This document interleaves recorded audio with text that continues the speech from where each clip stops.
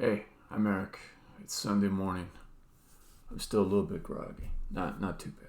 I should be able to put words together in sentences into paragraphs. But what am I doing? I'm animating faces that you can talk to. And I'm making it so that power that I have can be given to other people as well. Let me demo what I got done yesterday. I wasn't streaming yesterday, but I did do lots of stuff yesterday. So first, let's go look at the app. Here it is.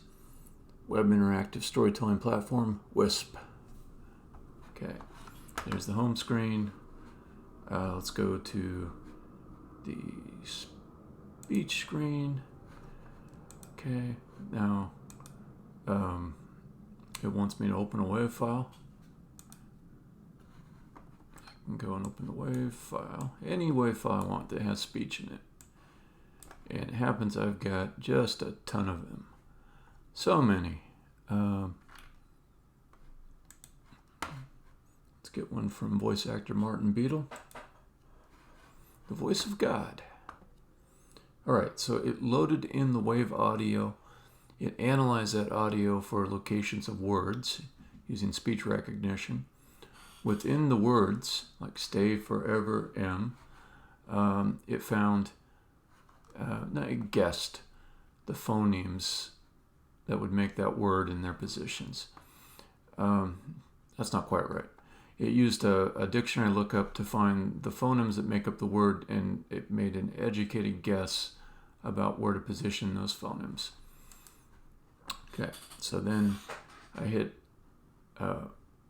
I click on this mouth here. Stay forever, M. And it does a preview of the lip animation that goes with the audio. Stay forever, M. And it's pretty fucking good.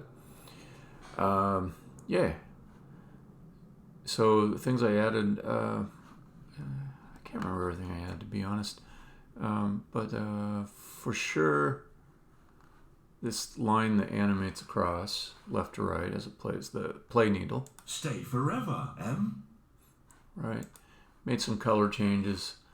Made some font changes. Okay. So that was what I did with my morning yesterday. With the afternoon and early evening, I decided I needed to get a little more purposeful about the design of my screens. So here's the screen I've got now. It's one of these hacky things you keep adding to as you're testing something out, and it just sort of evolves by accretion. But a lot of these things that are here, they're not really part of what the end user will eventually want to interact with. They're part of what I wanted to interact with as a developer, building up the app. So, for example, all these visemes, to test them individually. That kind of makes sense for me as a developer, but it makes less sense for the user when they use the screen for its intent, which is to build faces, customized faces.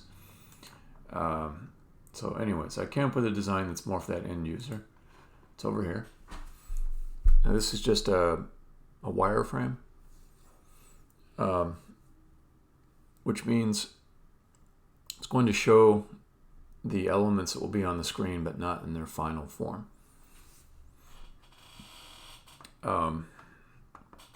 So for the faces screen, you come into it and it shows the face preview over here. It's got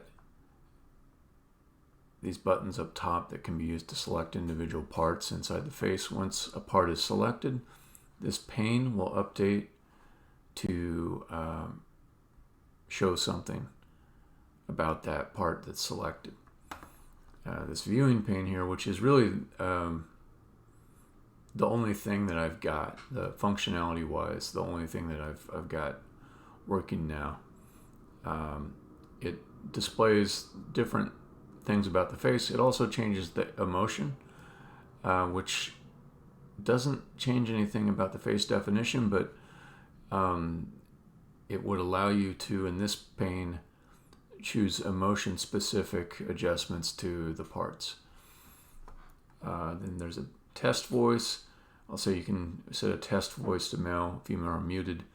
And then when you click on these buttons, it will play some audio that goes along with that emotion. So at some point I'll have to either commission, create, or find speech examples that correspond to all these emotions.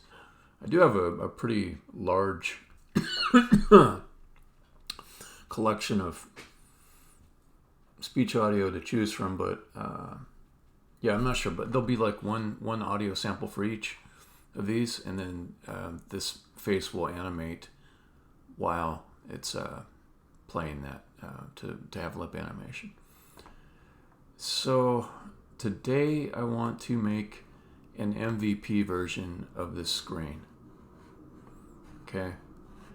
So I don't have all the functionality that's required, but I can kind of picture what an MVP version looks like. In fact, I will mock it up.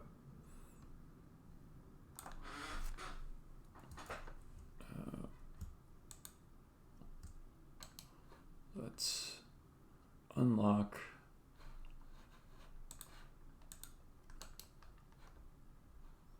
the browser window. Okay, take this, just copy all of it,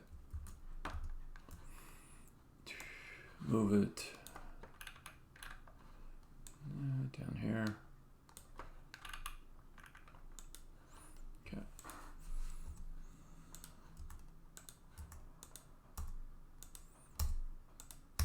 Just deleting stuff that I don't have now.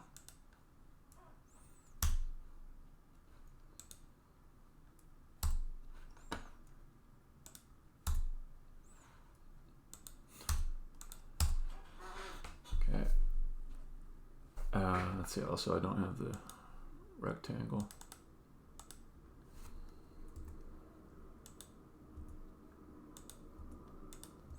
Selection box, I guess I'm calling it. So I'll get rid of that. So that's the functionality I have now. And I think it's time to build this. Okay.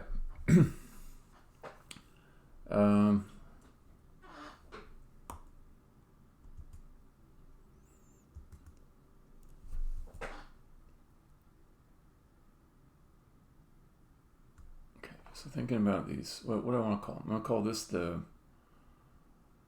meta bar, because the idea is that these operations up here, no, action bar. That's right, I had that term earlier. I'll use action bar. Okay, that'll be the action bar. This will be viewing options pane. This will be face pane.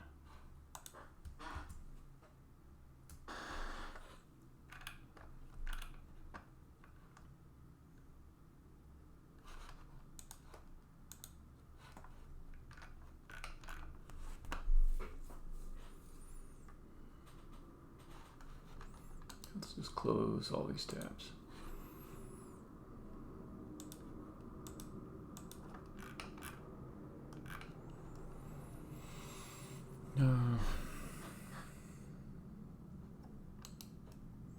And yeah, I'm just thinking, do I want it to be a separate component? Do I want it to be a separate component? Or do I want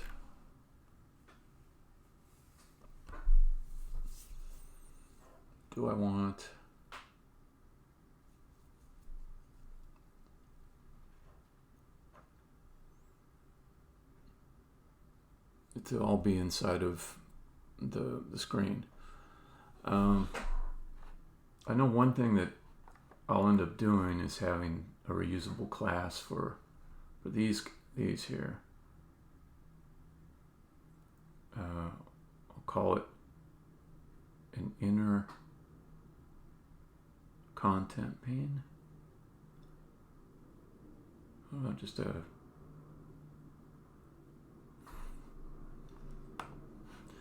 so yeah, this is the content pane.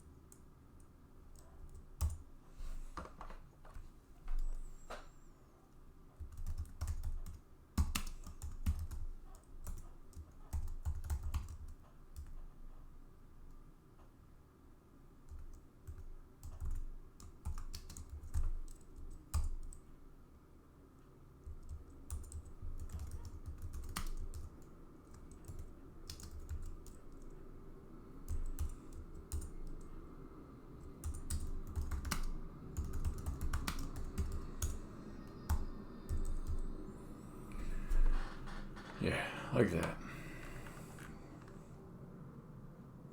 Menu tile.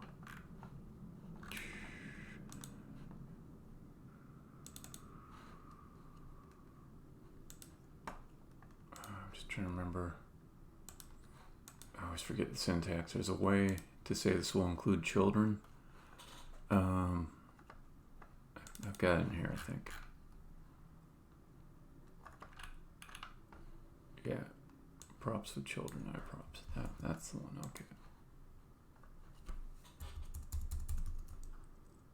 Yep. Okay, so inside of here, I say return.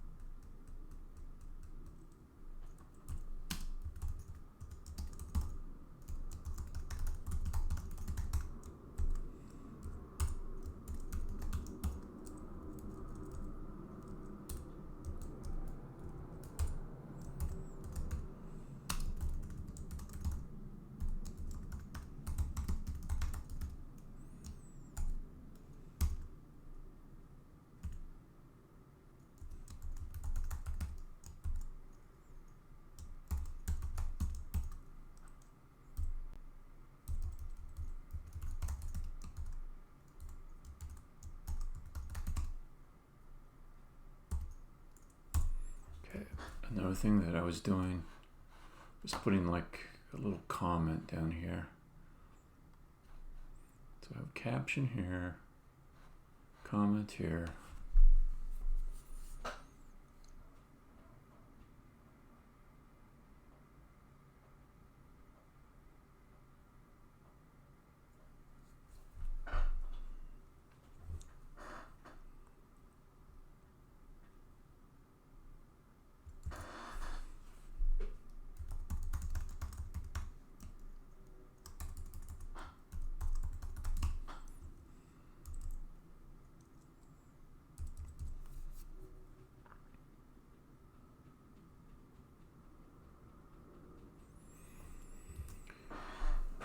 Yeah, I was thinking about these buttons in the top right. If I want to provide some way to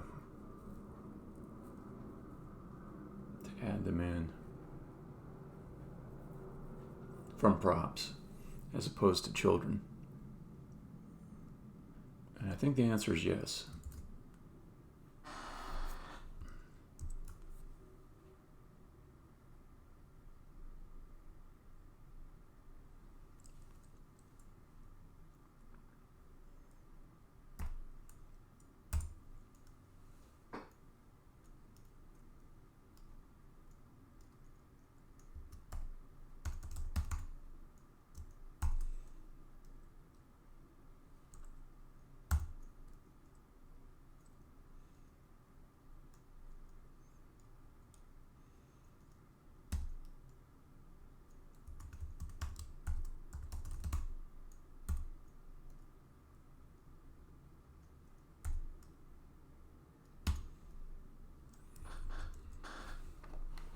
Let's do this instead. Do export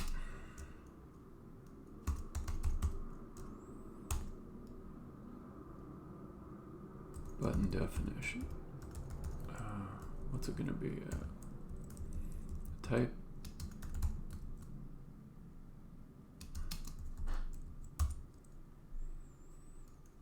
It'll be text, string, disabled, boolean, and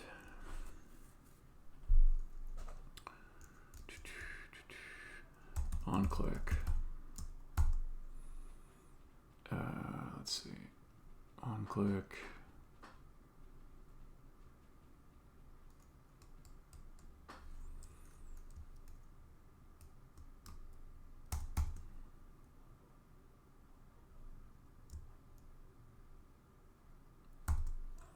I just forget the syntax. What is it? Void, like that? Is that it? Yes, thank you.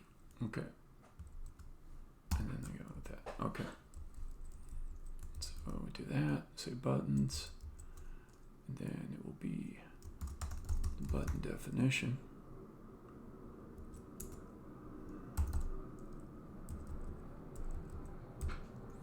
Okay, then I gotta make some styles for it. Add style sheet, and that will be inner content pane module.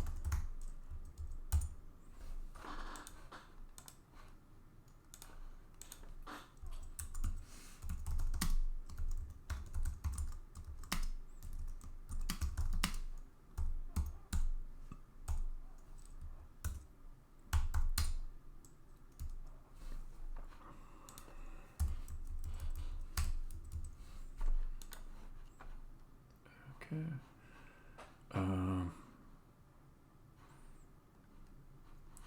Okay, so for this, we'll do const caption equals props caption. Boom. Honestly, it could just be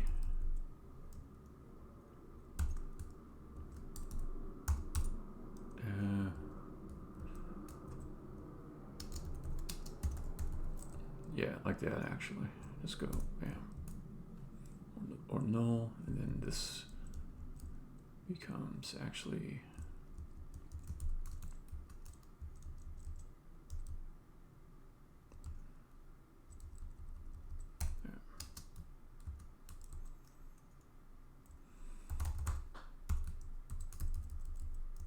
okay. Then it will not display a caption if none was specified. Hey, Dota. Yes, React and TypeScript. My favorite web app programming stack. Or maybe just the one I'm most used to.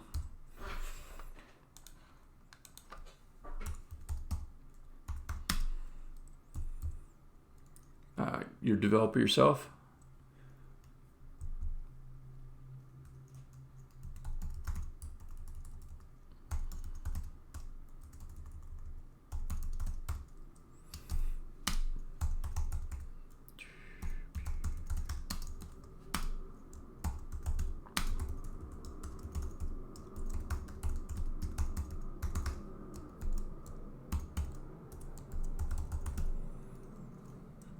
You do web development?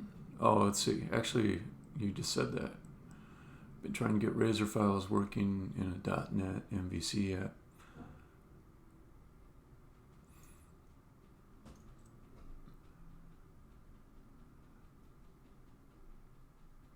Yeah.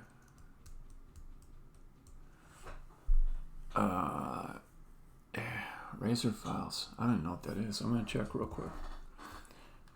Oh, it does ring a bell. Razor.net.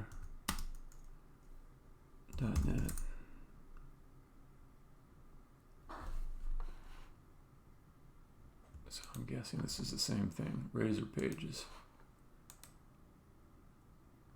Oh, okay.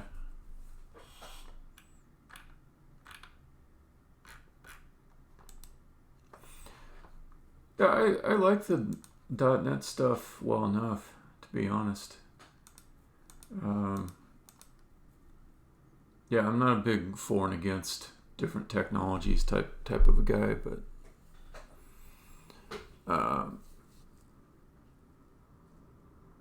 yeah, like I used a lot of C# when I wrote in Unity, and I thought it was a pretty decent language. Nice ecosystem with lots of previous code and libraries and stuff written. At some point, I may even give up on React and try out these web components.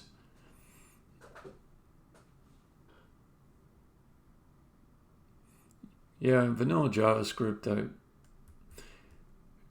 I wouldn't do it except for maybe with the web components, which is recently, added to common browser functionality, which might be like a good enough replacement for the frameworks that are out there.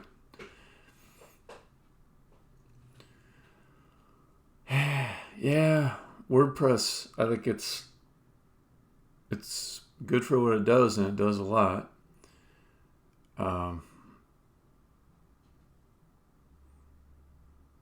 I mean, you could do almost anything in WordPress, but the solutions are kind of convoluted when you get into types of things that you want to create that don't already exist.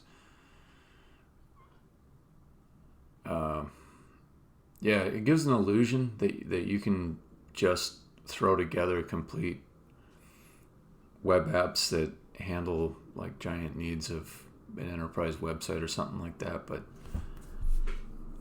I think everybody that's tried to get ambitious with it has had to do with a lot of inventing or a lot of relying on third-party frameworks. Yeah. The argument I make for WordPress is that if you have a lot of content management on a website and you have like just a ton of people that need to be creating content within that website, then it becomes more useful. But even then, it doesn't have like all the security privileges you'd need out of the box to handle like teams of people working on the same site. So maybe it's not that great. But yeah, I don't know. There's a million ways to do things.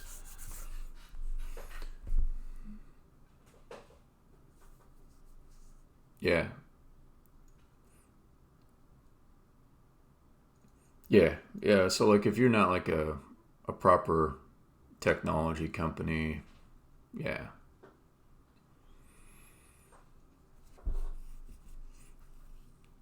WordPress might be the right thing for you. If you're like a chiropractor, you know, and you want to put together a website real quick.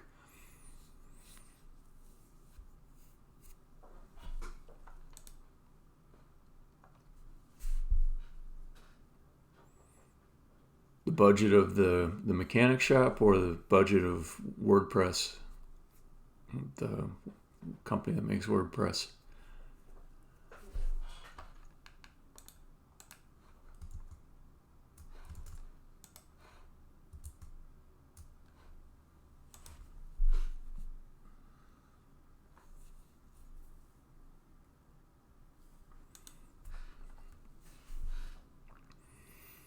Yeah. Like I actually made my own website, which isn't a web app at all. You know, it's just a bunch of content in WordPress, and I'll say it works just fine. I just found like a template that would organize all my articles beneath. I do think I saved myself time on that. You know, there's stuff with these menus and everything. The WYSIWYG editor is pretty decent. Yeah.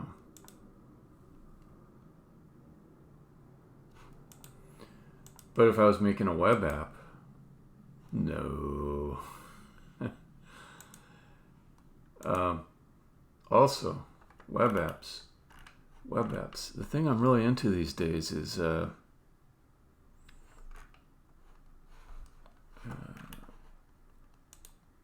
offline first web apps. They're so friggin' fast.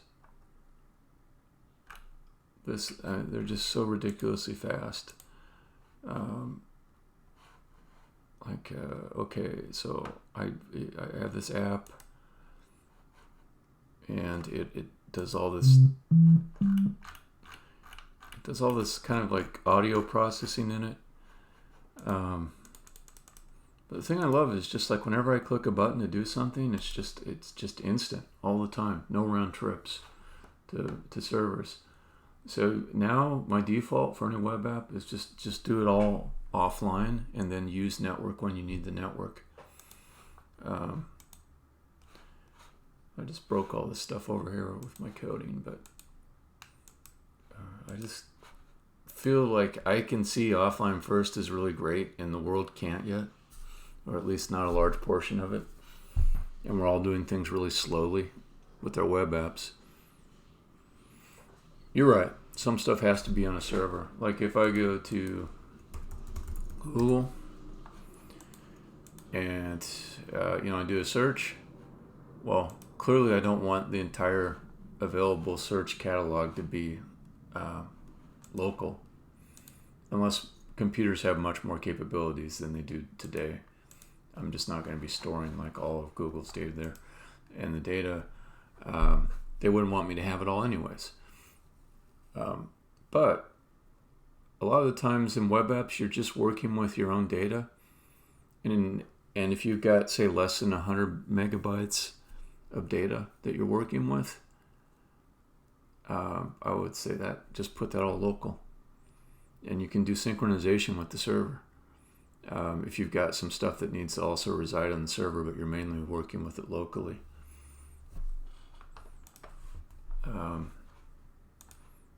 And I've thought through like all the authentication stuff. I've thought through encryption at rest. I'm really a big advocate of this type of web app. Well, yeah, but like just think about like when you go to a web page and it loads something from the server and it's on the web page, like you, the user, have access to all that data. So as long as you're not sending like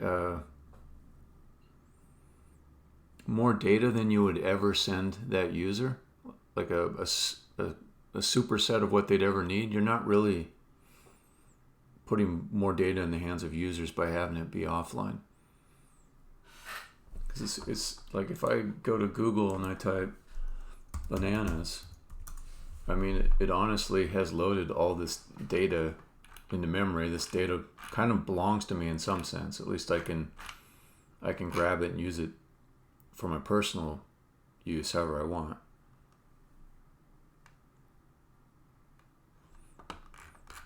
Yeah, but I've done tests,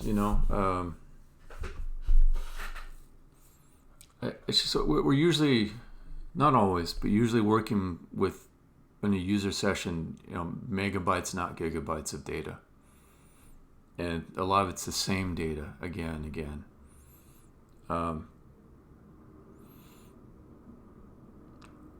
So why not synchronize, data like that matches and just have it reside locally?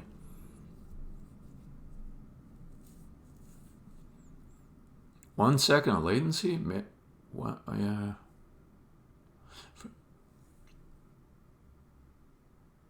Yeah, you're right.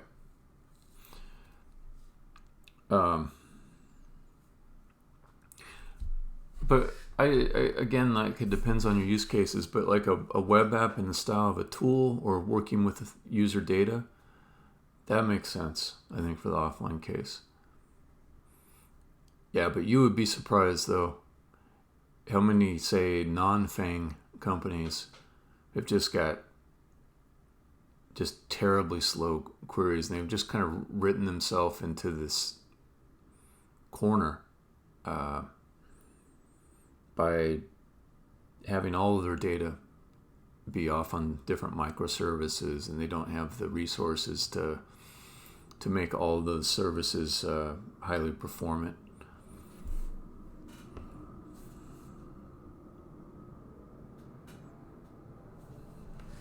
There's a million things.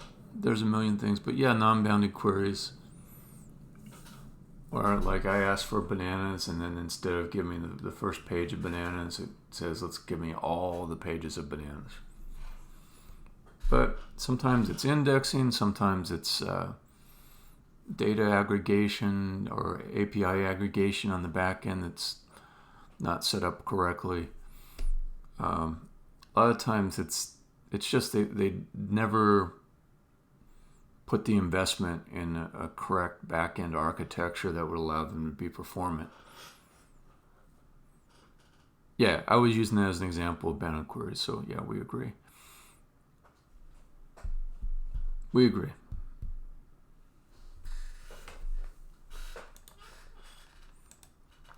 Anyways, I'm telling you, offline first. It's the way to go for a lot of things. A lot more than we normally use. Okay, let me get this guy going.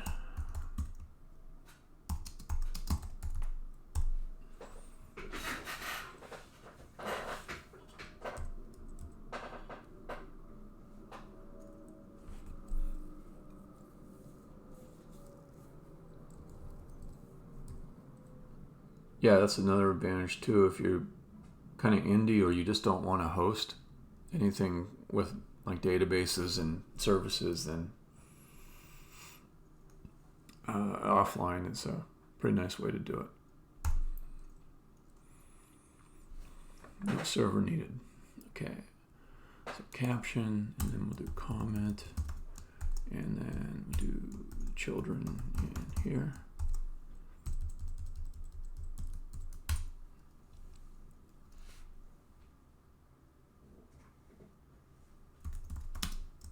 Right.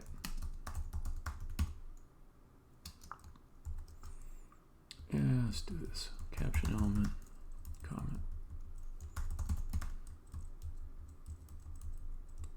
Or I should say caption. Yeah, that's fine.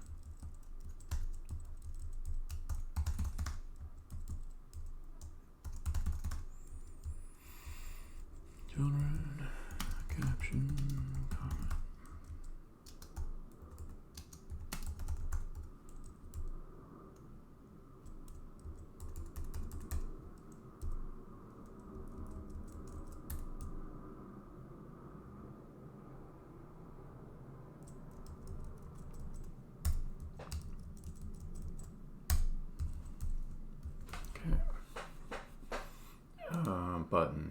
Buttons. Okay, const.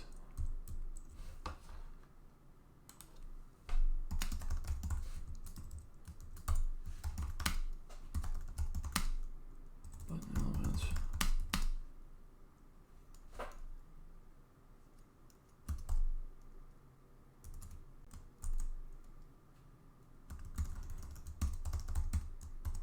Not generate, render them.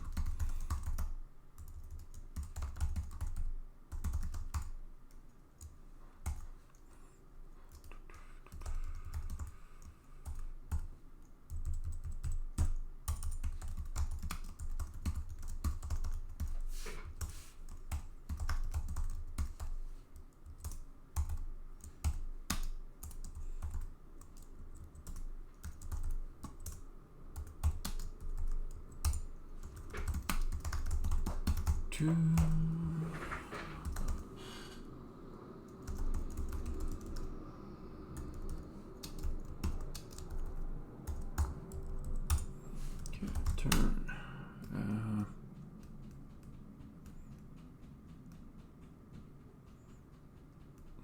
Okay, inner content button.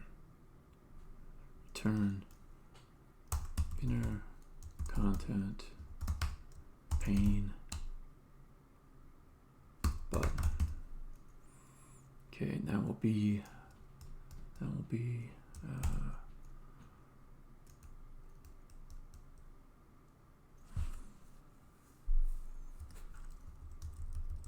like that. And we'll do text equals text on click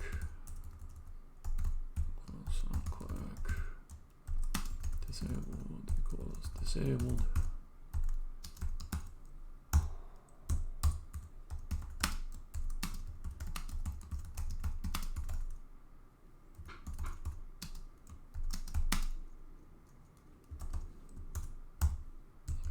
I gotta make this guy.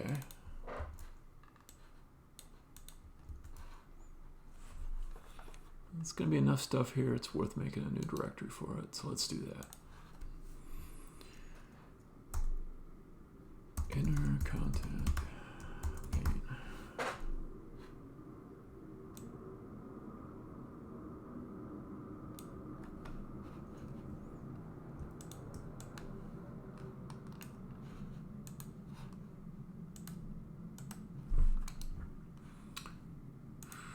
This will be inner content pane button.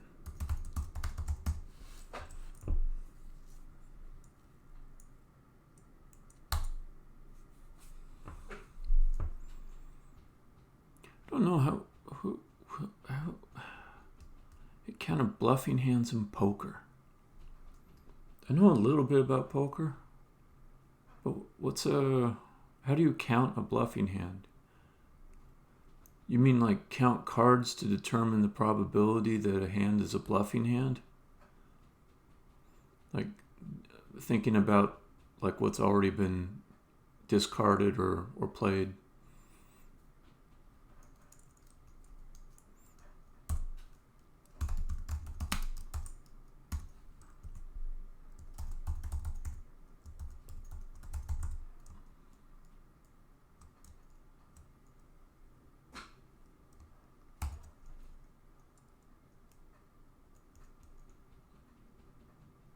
Okay. Yeah, about 15 years ago I wrote a Texas Hold'em AI, and I got really proud of it. I thought it was really good. And I sent it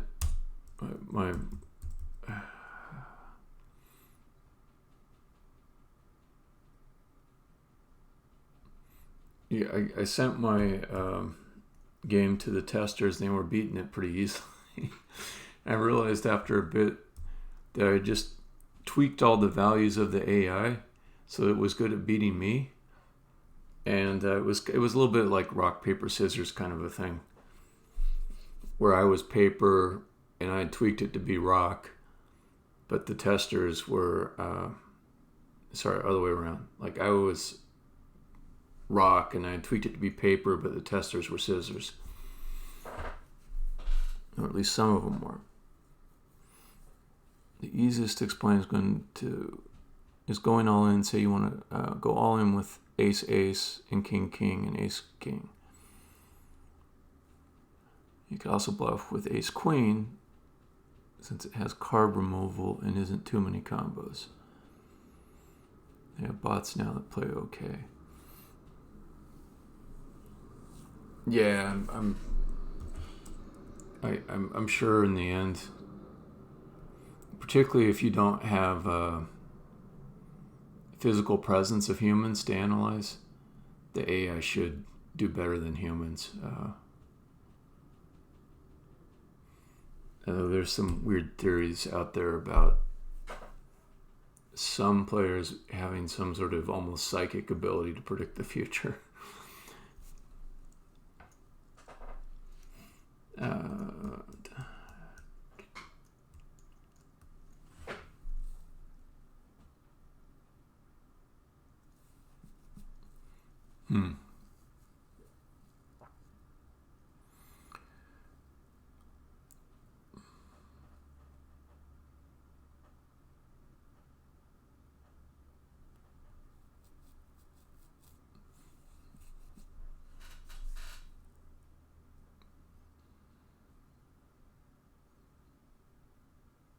Were the computers particularly susceptible to bluffing? Is that why computer analysis made people bluff more? I wouldn't agree with that statement that it created bluffing. I think you're saying like it made it just like very popular. TypeScript, yeah. Well, first off, I think it's a great choice for web development, and even if it might make it initially a little bit harder to write code for web apps, it will eventually pay back, and it won't take too long to, and it'll give you habits that make you a better engineer over time.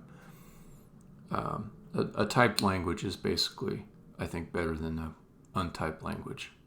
Any typed language, apples with an untyped language, is going to put you in a better place to create larger code bases and more maintainable code. Dota 2 Attitude gave a good tip there, which is like there's an alleviation when you're trying to figure out something and you're not quite ready and it's slowing you down. You can throw an any in. No, this is just React with TypeScript. But I've heard good things about Next.js too.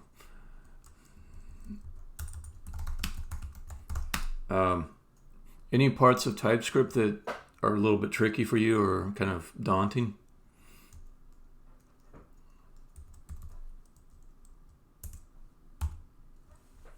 Yeah, definitely. You don't have to use it very much at all. But there are some things like promises. Like if you have an async function and it returns something, you say, I'll have it return a string. Then no, it's got to be like a promise string, right?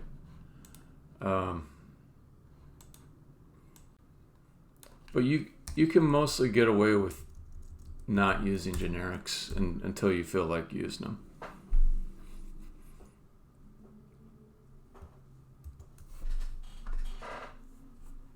Okay, let me just take the code from another button and just modify it a bit. So, menu bar button, is that going to be a good one to reuse? Let me check.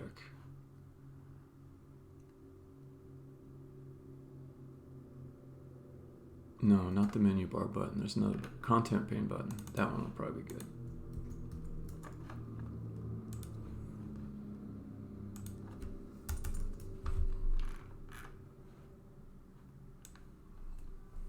Yeah, this might be extremely similar.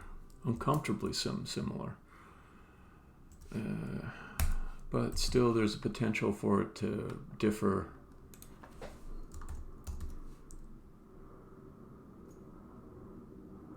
Later on.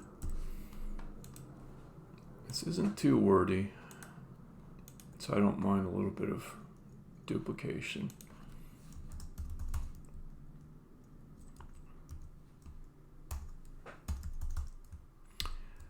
This is a personal project, but I treat it like work. It's a moonlighting gig. So I put, I don't know, maybe 500 hours into it already. No, I spent all of this year on it, so maybe 1,000 hours. It's called JetBrains Writer. The reason why I end up using it is that I had licensed this IDE for C# Unity development, and I still had afterwards, and it works really well with TypeScript too, I found out. So I do actually like it. I don't know if it's the best or anything. My philosophy with IDEs is just change to a new one every 2 or 3 years.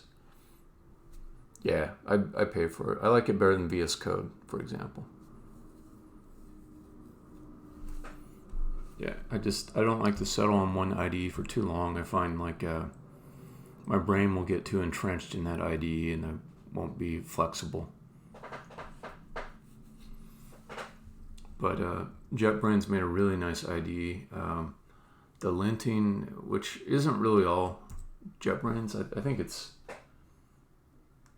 it's probably just some generic linting that's available elsewhere, but it seems well integrated. So I get a lot of value out of correcting all the squigglies and just kind of thinking about each one. It teaches me a lot of things.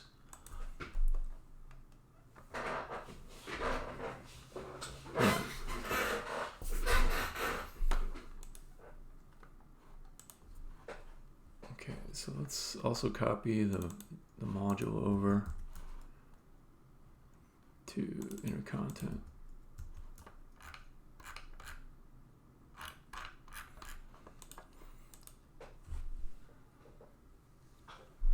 Okay.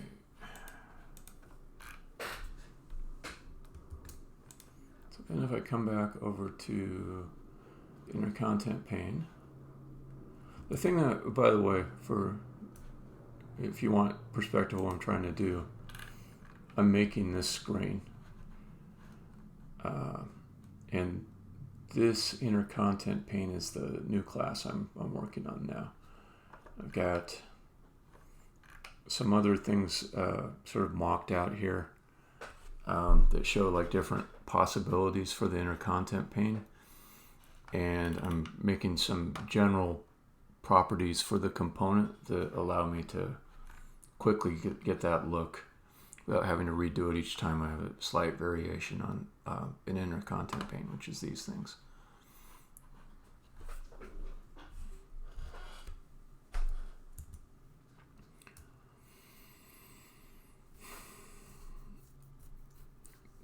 Yeah, I don't know which one's better. Like I said, I end up hopping around a lot and not looking back and not thinking too much about like what the next IDE will be. Okay, inner content panel. Where'd you go? Inner content pane, here we go. I have to import that.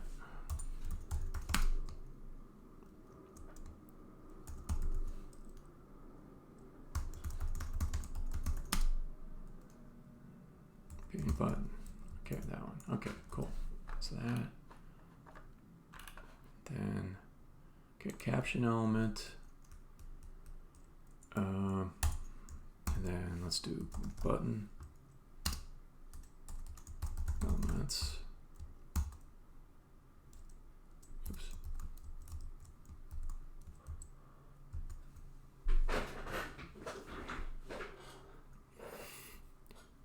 So Dodo just said something that would be interesting to me in particular for pick-in IDE. So if you want an IDE that can kind of easily support you going off into different areas, you might think not just about what you're developing in, but what you might want to develop in.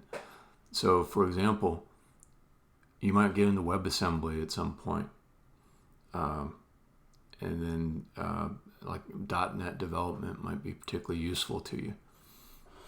So, for me, like I may do some more C# development, and then I can stay in the same IDE and build like WebAssembly WASMs with C# and .NET stuff. So yeah, that'd be another thing to consider. But I wouldn't overthink it though, to be honest.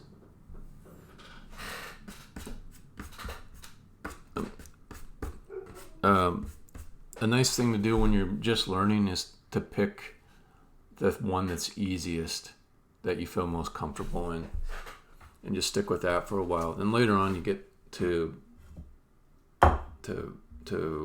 be more capable in switching IDEs. Then I think just be comfortable hopping around to different IDEs and switching to a new one every few years. And I think it's a better way to keep you in good mental shape than if you like stick with Emacs and just become the master of Emacs or whatever the heck it is that you latch on to.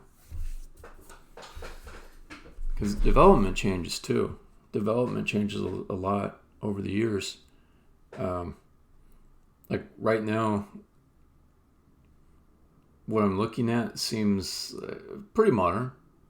But I could also see in the future there might be more visual programming stuff. There might be more integration with tools like Copilot or AI-assisted development. There might be more. Who knows? There might be like voice programming, like you're just talking a lot and saying things as you write, just like I am now. And the little assistant kind of pops in and adds things based on what you're saying out loud. So who knows? IDs change all the time. They certainly have many times in the past. Like autocomplete or IntelliSense was the biggest deal when it became available. And if you had an IDE that didn't have that, you were sort of behind compared to everyone else that did have it. They could go a lot faster.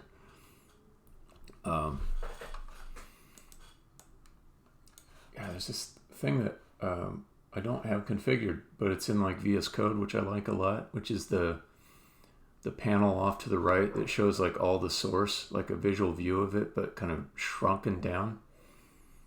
And then you can recognize little spots in the code just by the patterns of the text, and you just go click there.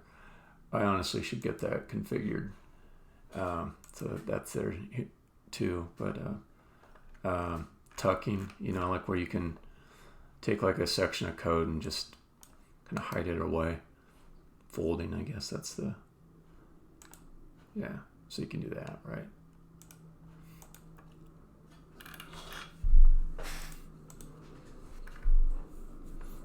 But yeah, I just pick something easy now. Stay simple. But then you want to get to a looseness. That's my opinion. Be ready to switch without much worry. Okay, inner content pane.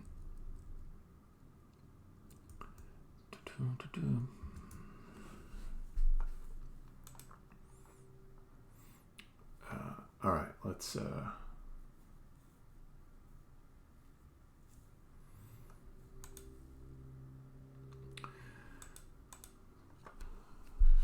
So right now, I'm not using any backend frameworks.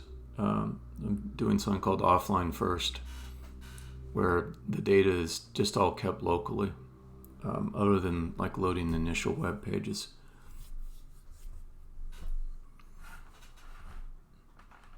But I've used like a LAMP style with like PHP going against MySQL, and that's sort of like old, almost late 90s or aughts style. I've used Express, which is a pretty easy thing to create. You just write little Node.js programs and import Express into it, and you can serve endpoints pretty simply. There's one that I'm liking a lot. I haven't used much yet, called CouchDB, and it's just a backend database which is designed for synchronization of data between front end and back end. I'm quite interested in that because it would complement an offline first architecture like what I like to use. But Dota, he probably has more experience writing back-end service type stuff than I do, at least recently.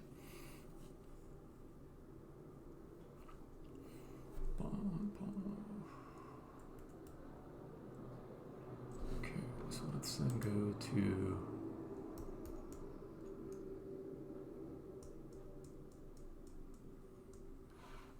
okay, let's go to the face builder screen.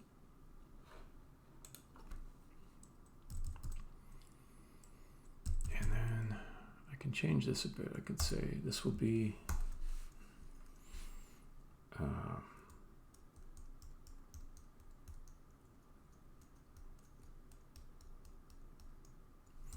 inner content pane. Caption equal viewing options, and yank that.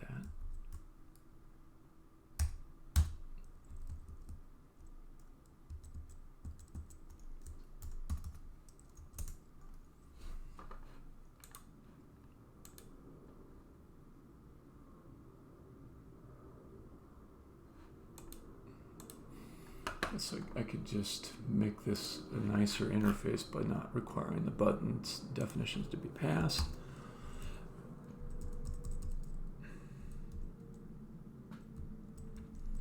And for that,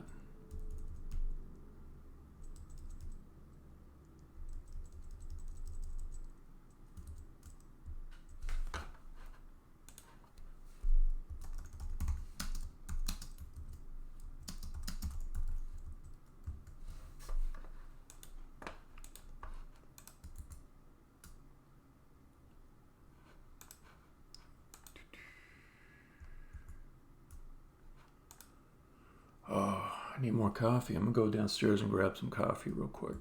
Be right back.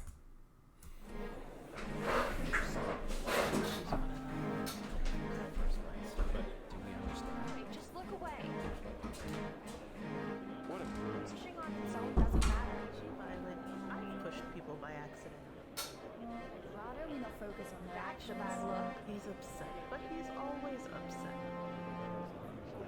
She's probably fine, but don't draw attention to I yourself. don't care if she's a pusher. Why?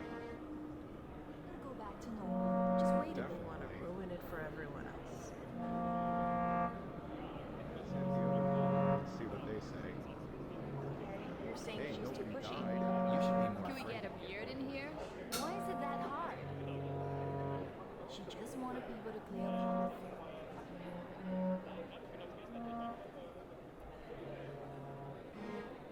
She pushed someone. She's one of those. At first glance. But do we understand? Hey, just look away. What a bruise. Pushing on its own doesn't matter. She violated. I've pushed people by accident. Rather we not focus on her actions. Bad look. He's upset, but he's always upset. She's probably fine, but don't draw attention to I yourself. don't care if she's a pusher. Why? Go back to normal. Just wait. You Definitely. want to ruin it for everyone else. See what they say. You're saying Hey, she's too nobody pushy. died. You should be more Can we get a beard in here? Why is it that hard? She just wanted people to clear a path.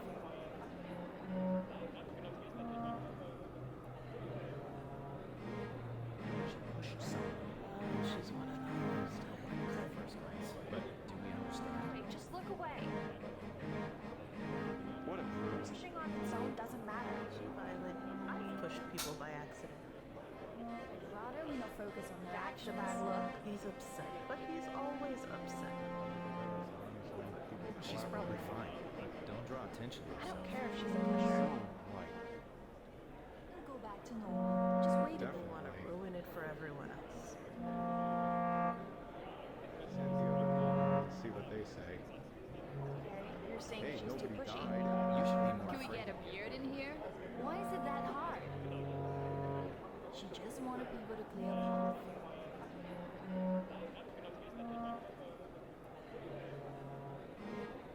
She pushed someone. She's one of those. At first glance. But do we understand? Hey, just look away. What a bruise. Pushing on its own doesn't matter. She violated. I've pushed people by accident.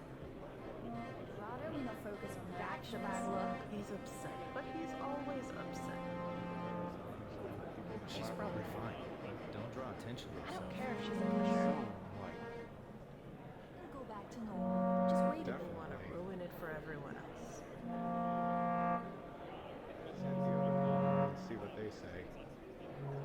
You're saying Hey, she's too nobody pushy. died. You should be more Can we get a beard in here? Why is it that hard? She just wanted people to clear a path.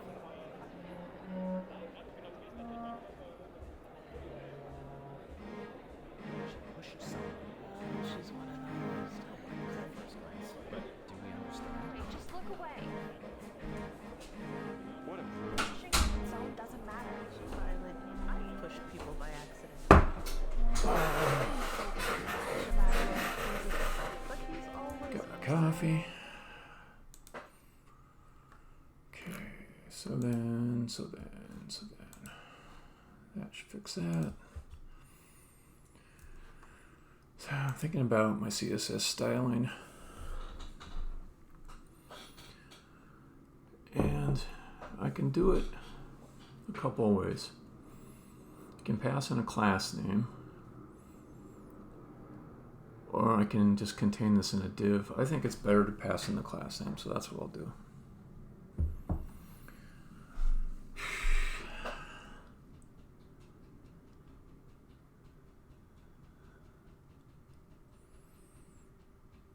Yeah. Okay, well, I can see one counter argument.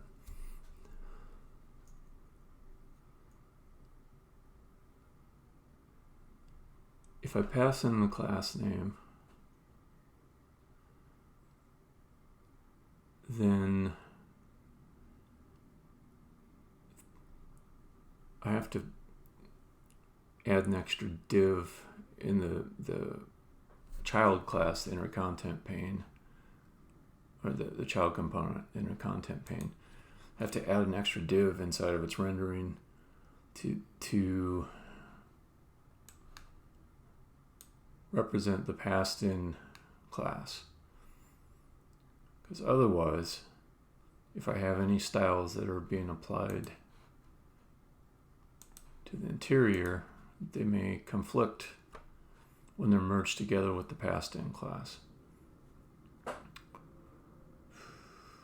But I think if it's a choice between having that complexity up here in a div or inside of this content pane, I think it's better. So as long as the class that gets passed in is really just about positioning, then it makes sense.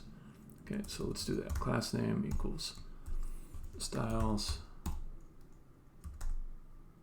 viewing options pane. And should it be view options? I think it should be view options, not viewing options.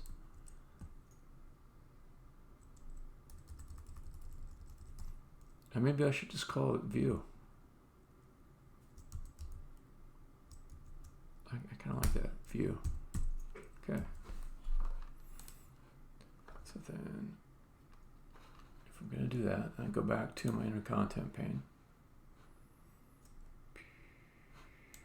Add in class name. No, that's the button.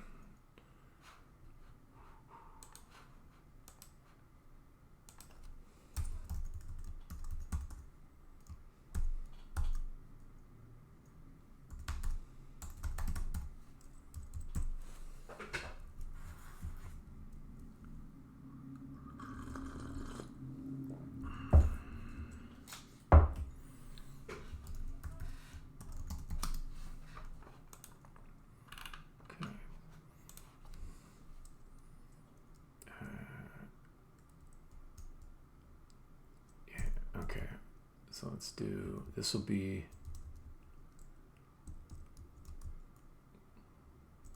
class name and one more div underneath, because this may actually need styling that's specific to this module that's not merged with the class name passed in. Okay, style, container, inner.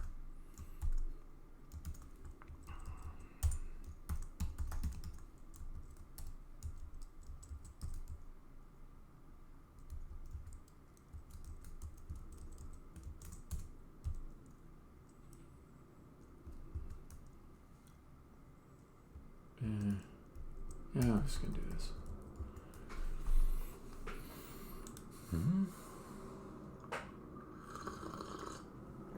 Yeah. So like the Flexbox layout type stuff will go in here, and anything like margins and stuff will go in here. Colors, that kind of thing. Okay. So now I will probably have something that that renders, but it looks ugly.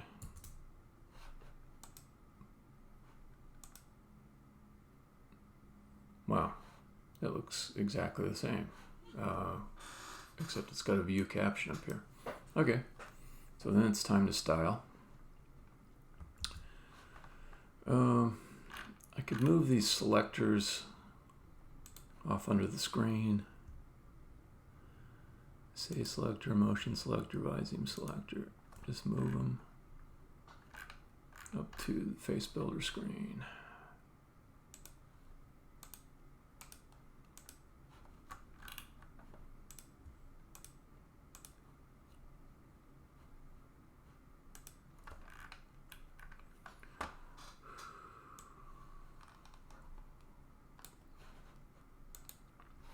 This UI directory is for common UI elements, whereas these elements that are under the face builder screen directory are just for the face builder screen.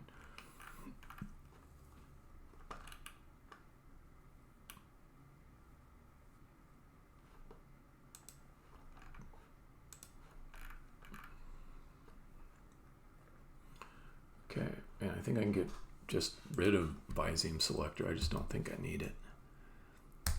Same for say selector. So I'll just delete these. If I needed them back, I just go into my Git repository and just find them there.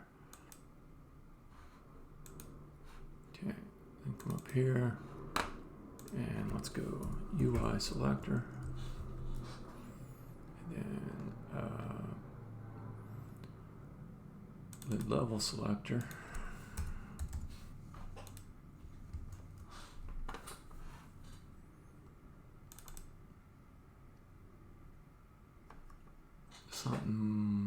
Something would break, right?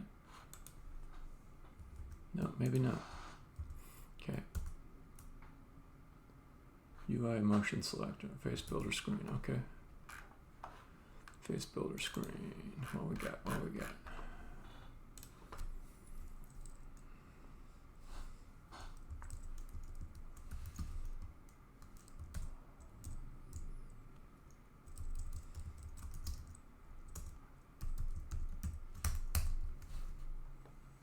Okay, so that fixes that.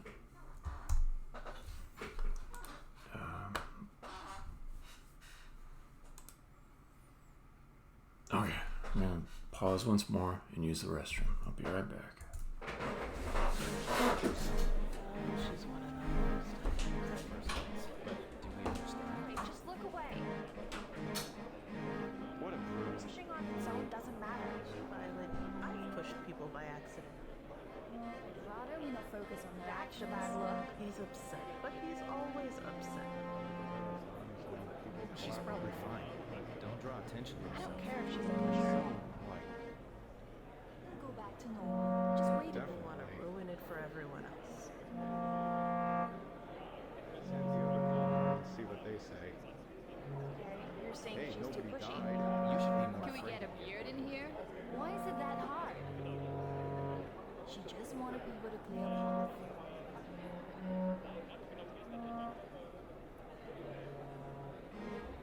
She pushed someone. She's one of those. In the first place. But do we understand? Hey, just look away. What a bruise. Pushing on its own doesn't matter. Violet, I've pushed people by accident. Rather we not focus on her That's a actions. bad look. He's upset, but he's always upset.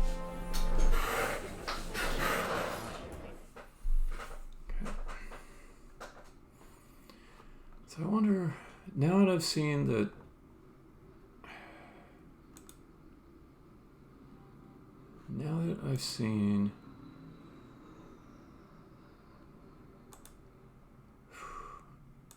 dang it, okay.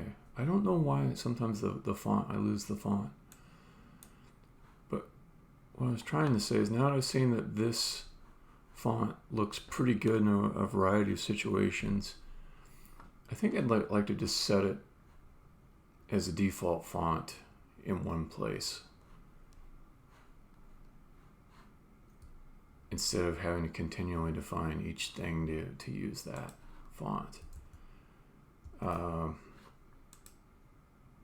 So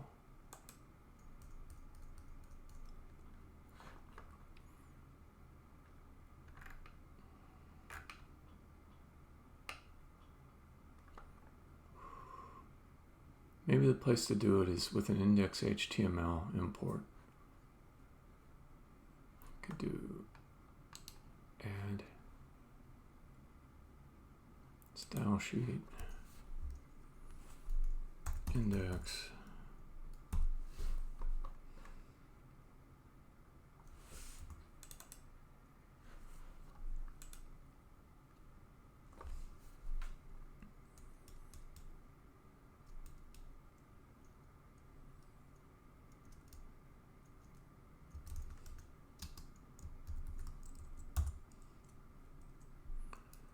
body div span p h1 h2 h3. Do I have to do it for every fucking thing? CSS set default font.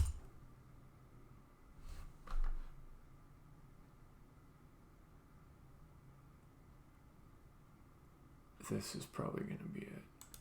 right there.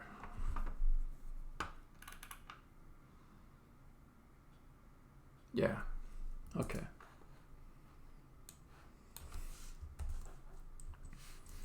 Okay, then we come back to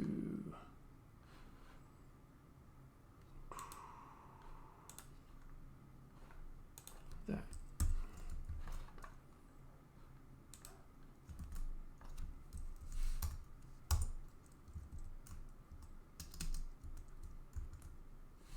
Okay, so I start with that.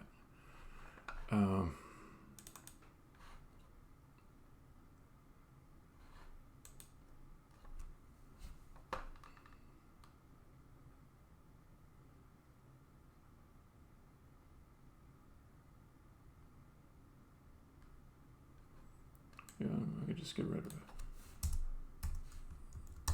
Okay.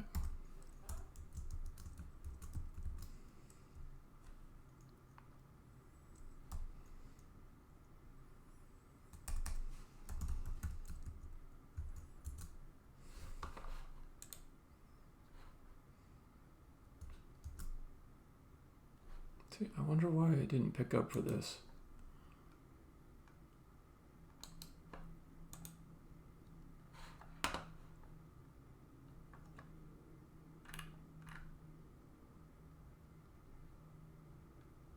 Okay, so I should have gotten the font family from that.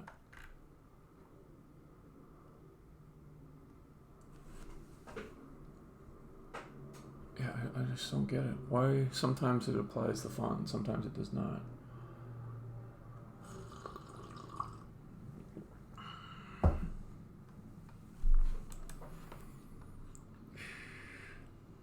Because what I see here, when I inspect this element that is not in the Simply Olive font,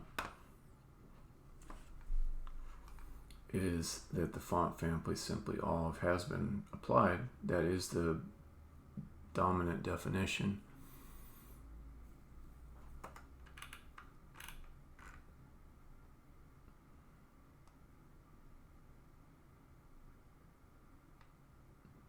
But it's still not showing that way, as is the same with all of these too.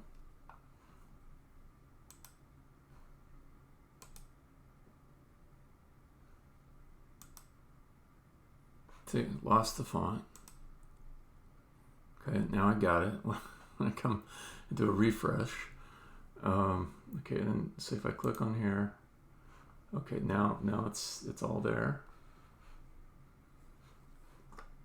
Is it some weird timing thing?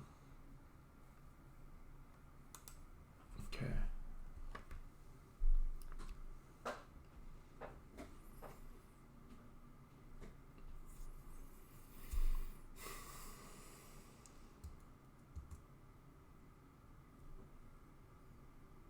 Okay, it's time to start applying some stuff to this.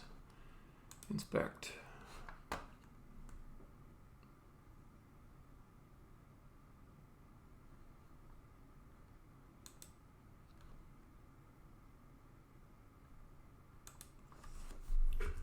Background color. Let's do red, even though it's incorrect.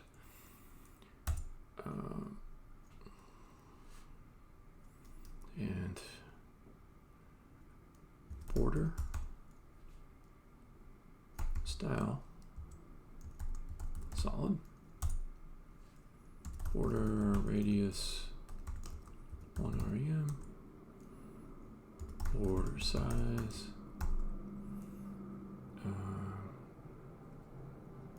0.2 rem, 0.3 rem.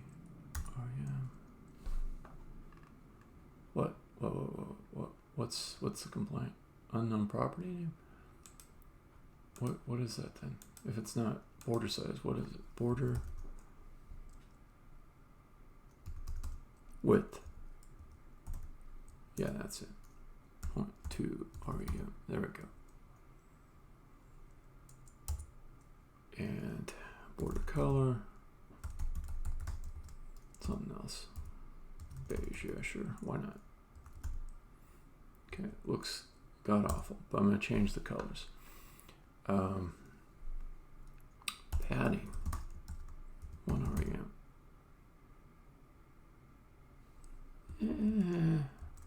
0.5 REM. There we go. Whoa.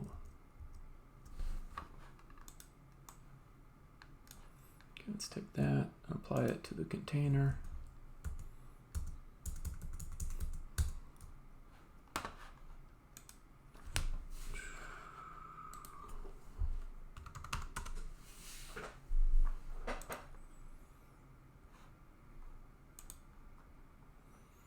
Inner content pane module.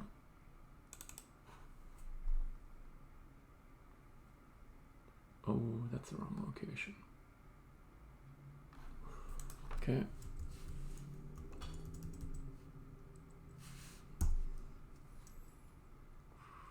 Container. Okay. Get rid of that. Okay.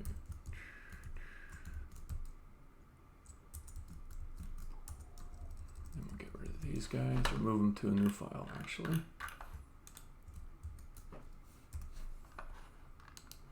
Add style sheet.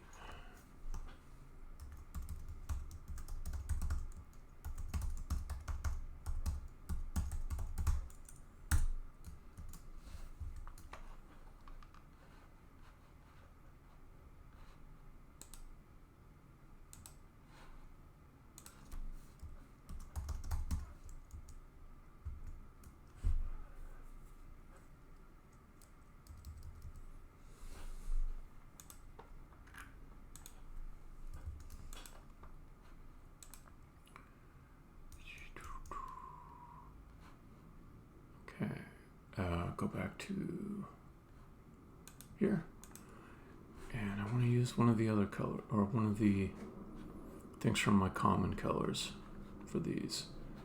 So I kind of forget what was in there, so let's take a look. UE common palette module, split that to the right. Okay, so we've got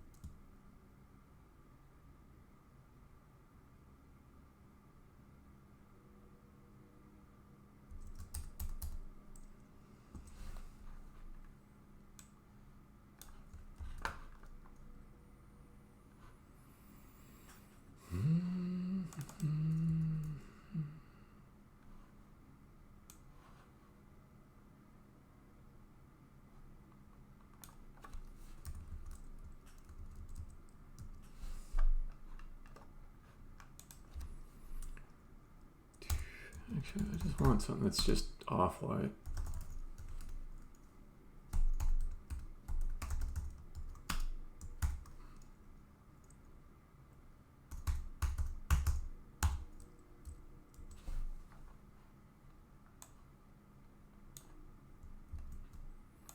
And why not make it just a little bit pink? Or a little bit brown.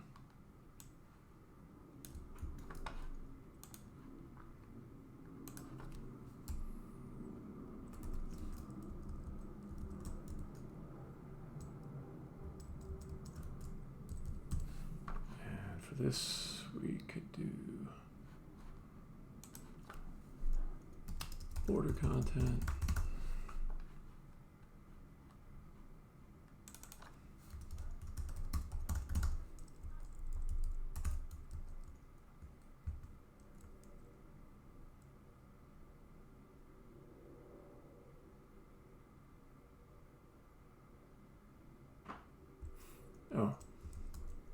font colors.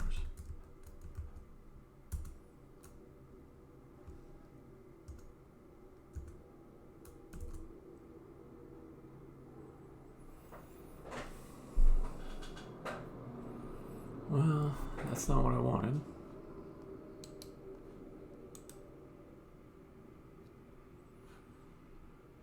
Undefined, okay.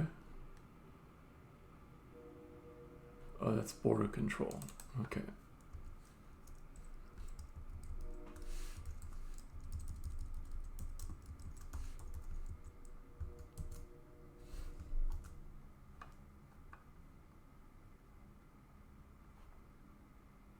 Still undefined.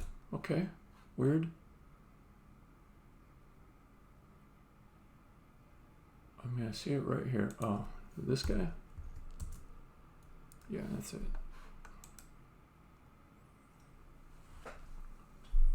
Okay.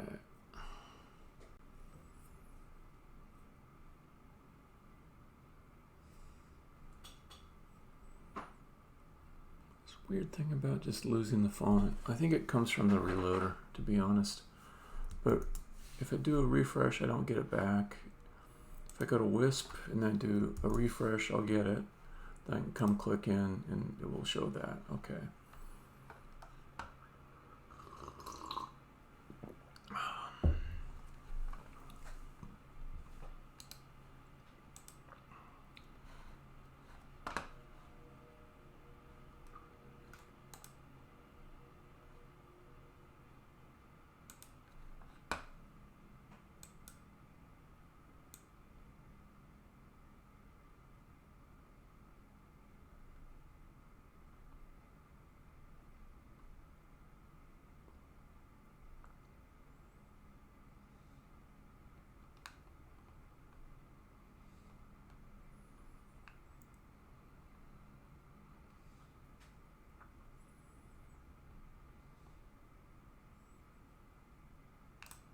Okay, let's use that one. This will be my new off-white.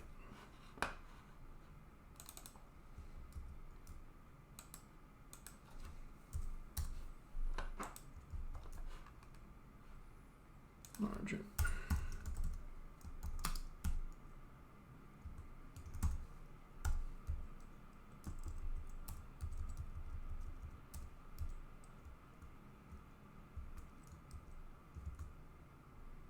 Okay, that looks not bad.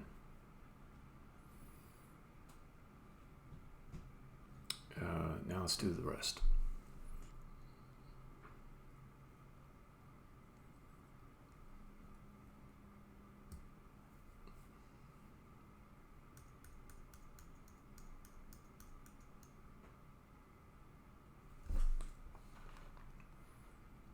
So these selector buttons I could restyle pretty easily to fit the color palette that I want.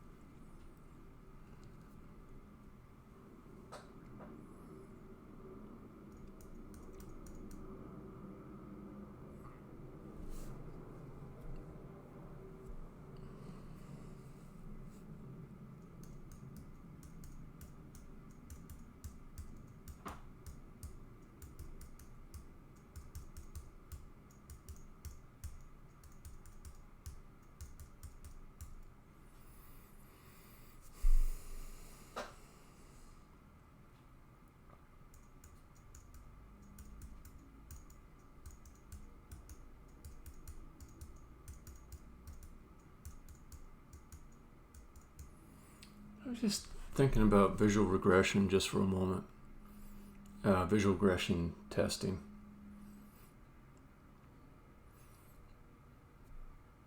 So a reason why I've not been inclined to use visual regression testing in the past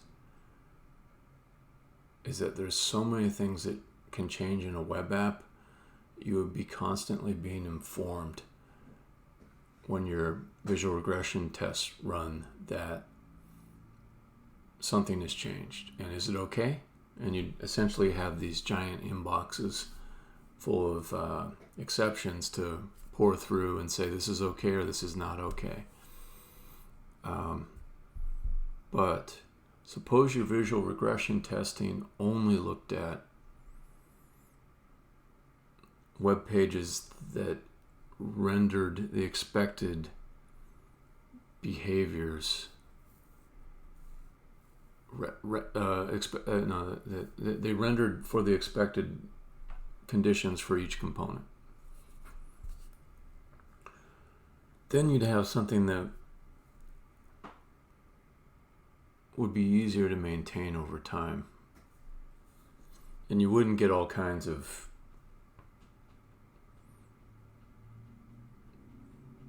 spurious or low value confirmations requested from the test failures.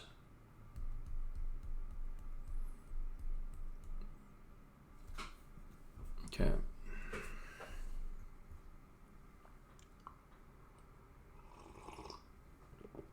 But is it really that valuable to test the rendering of components on an isolated rendering page or test page? Because every change that's made will break them and require a review.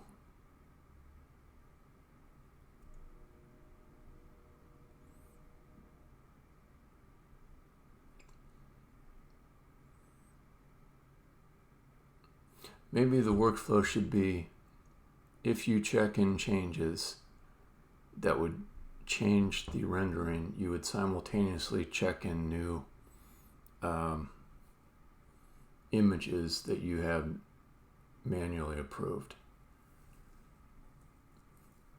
And then for the most part, you wouldn't get those complaints, the unexpected complaints or test failures. And when you did get one of them, what it really meant is that the developer who checked in changes forgot to go and see if those differences in the rendering of the components was important. They didn't do that manual review of the changes to rendering. Then I could see it working. That might actually be a pretty good compromise between full-blown visual regression testing.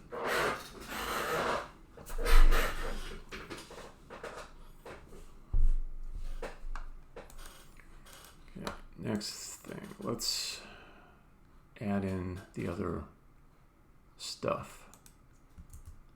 So just even though I don't need it for that particular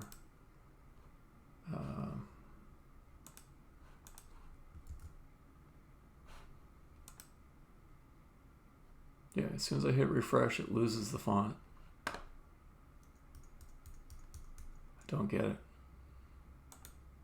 I don't get it. Let's see the network tab. Maybe there's something about it's looking for it in the wrong spot.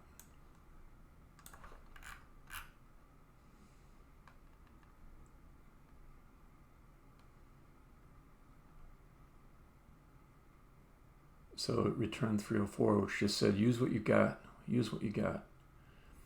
Use what you have in your cache. If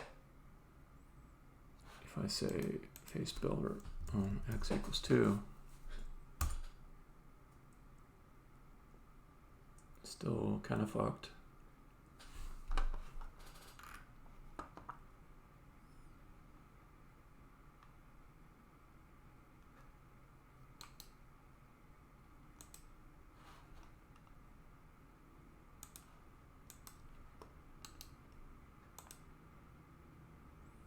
Hard reload doesn't work. I go to this page and I refresh. It works fine.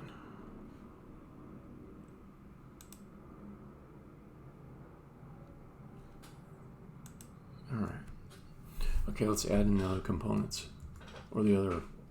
God, I'm so imprecise in my language. Let's add in the other attributes which will affect rendering. Okay, so face builder screen.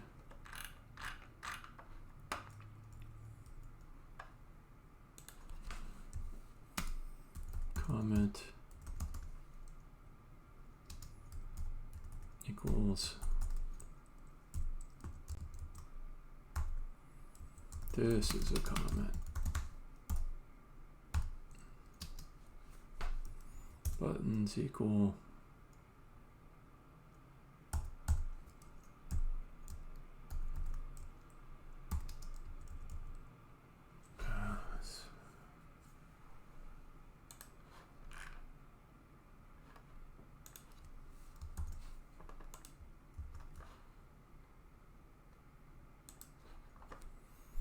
text. Hey. On click.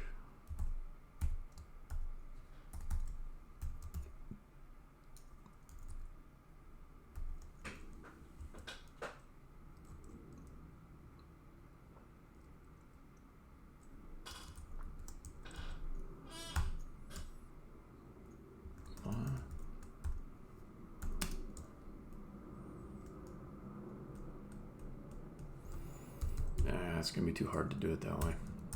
Const button def buttons equals bam bam bam bam bam bam bam bam, and this will be text button on click equals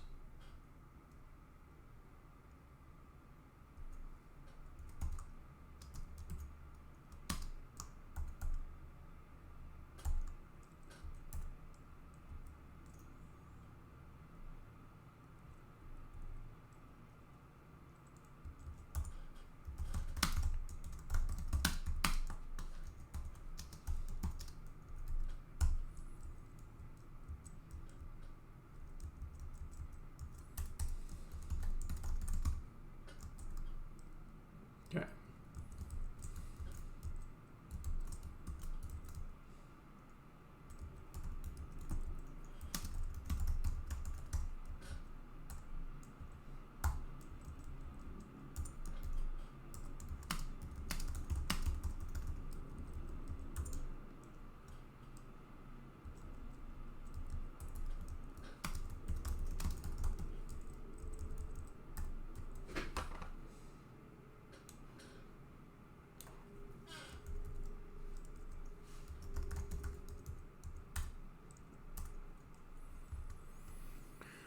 All right, see how this does. Not bad, not bad, not bad.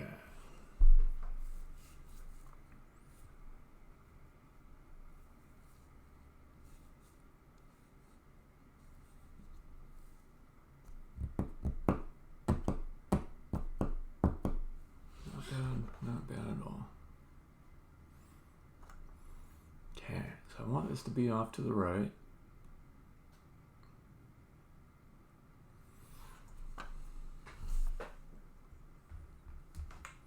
Make sure my wife isn't texting me.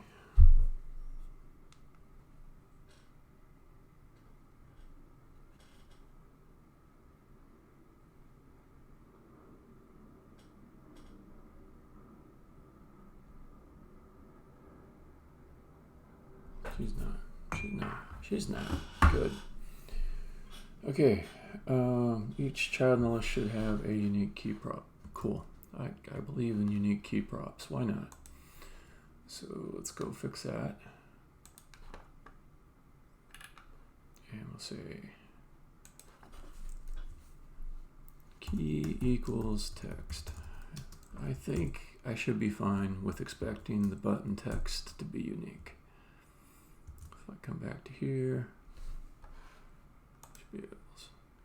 speech, faces. Okay, there's a remount, no warning. Cool. Now I want to get these two buttons up over here. So the tricky thing is that if the view caption is specified,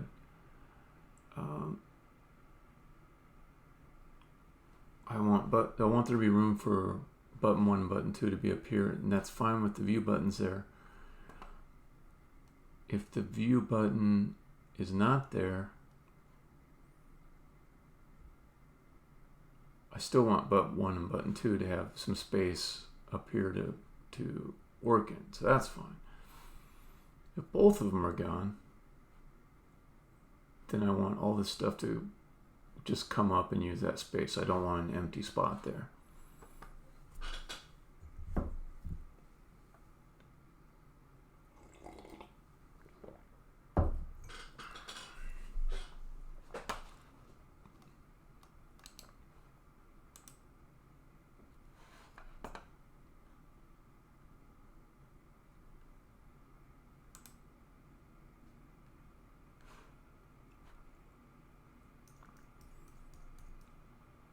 I think I probably want a div just for those two things, and then hide the div if neither one is present. I think that's going to be the easiest way to get it all accomplished.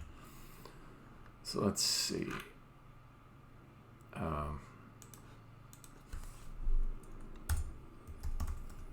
Const top bar equals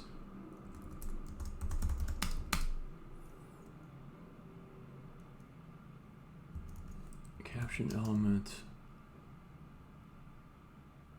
or button elements. If that is true, then we say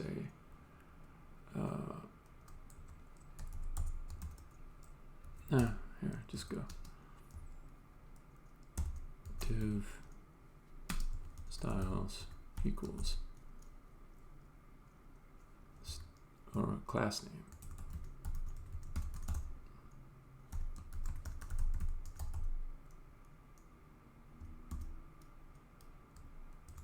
Call it header.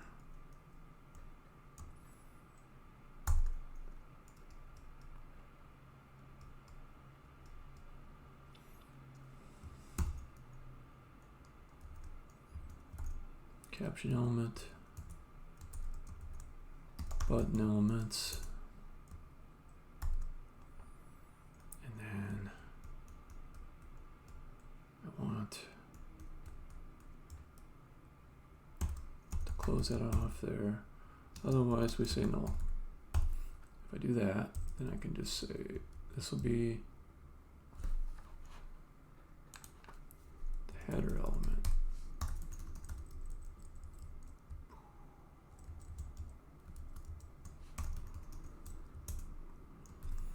And why not just call this the footer element?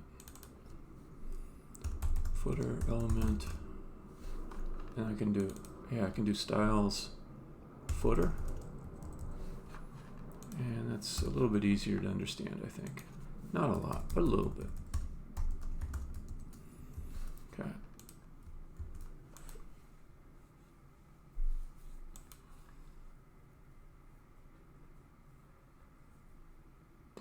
Why not make this a span? Since I've already got my div, let's just make this a span.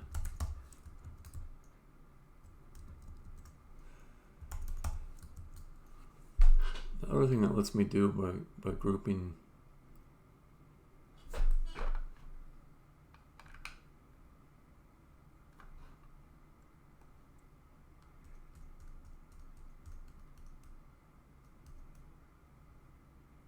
anyways, I put it in a span, that'll make it be on one row. Let's put the button elements also in a span. So we'll say const button elements equals that. And then we can return span class name equals style.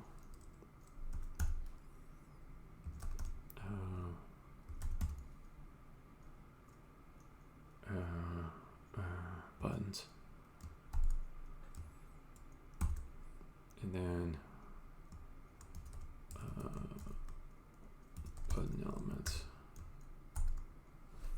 Let's call it something else like button bar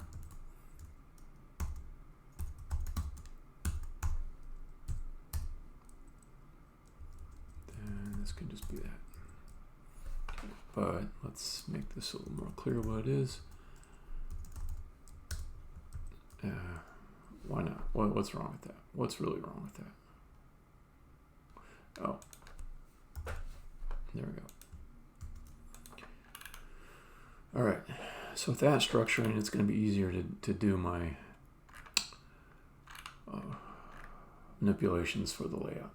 Okay, so with those, what are things I need to find? It's going to be header, not header, header, footer.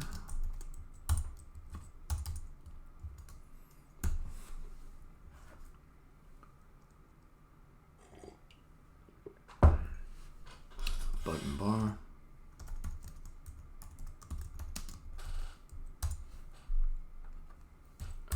Caption.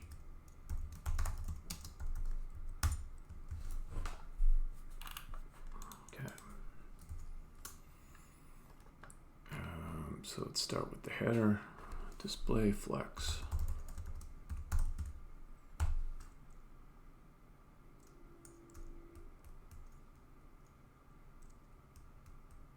Flex direction will be row. Just see what happens with that to begin with. Okay, so it's all together in one row. Button bar, flex, grow 1, flex, grow 1.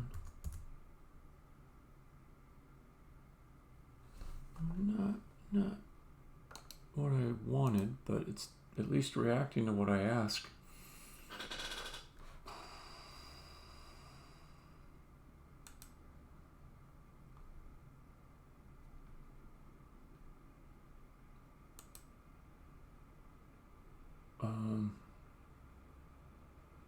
Maybe I need a shrink too.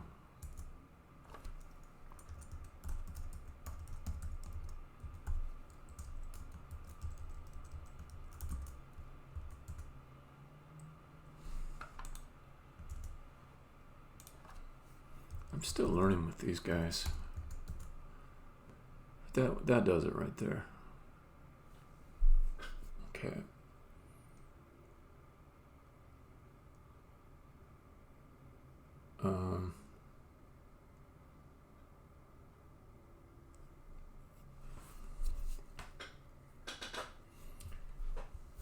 I would like for this to be larger, but also at the same time a little more ambient. And that's not hard to do at all. What is it? Letter spacing, font spacing?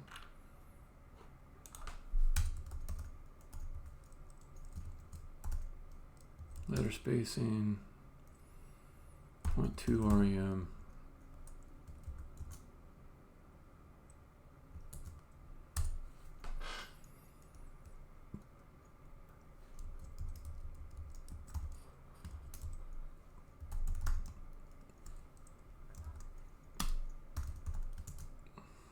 Okay.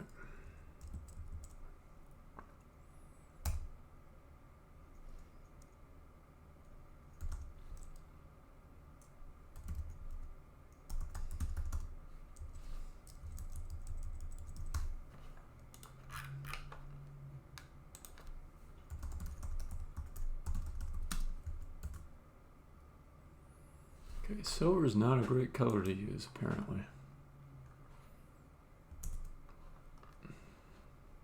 At least not over that off-white. It seems like I discovered the same color. Either that or it's not defined. Common palette. Primary silver is pretty friggin' close to off-white. Okay, let's make it a little bit darker.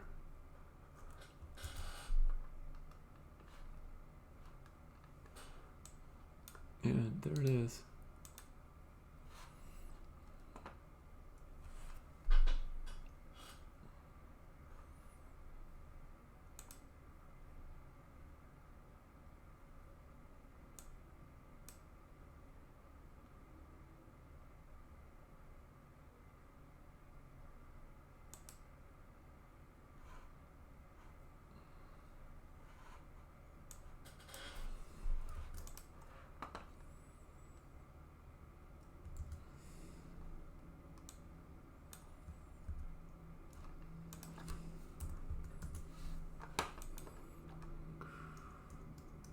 don't think that's a good color to use, but at least I've got a distinct primary color, which will help me out elsewhere.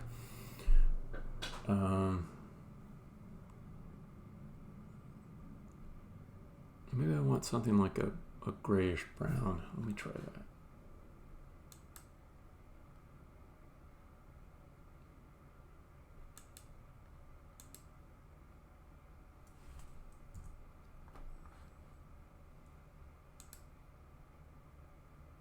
Okay.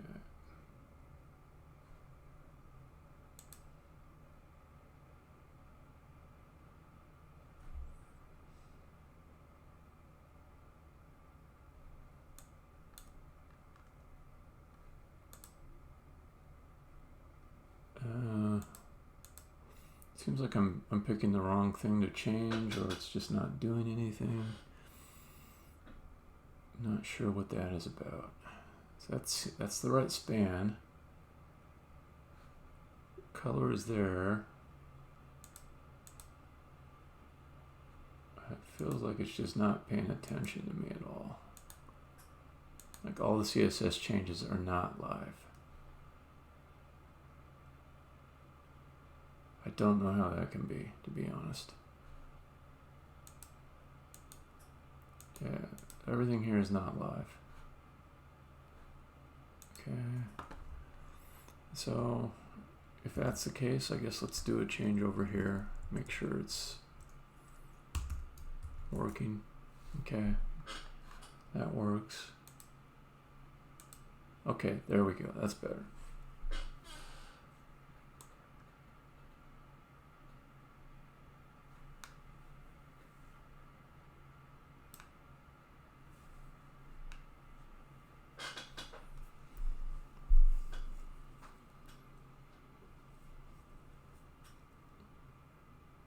What if I used the same color as this? I think that looks pretty good. Is that one of my primary colors?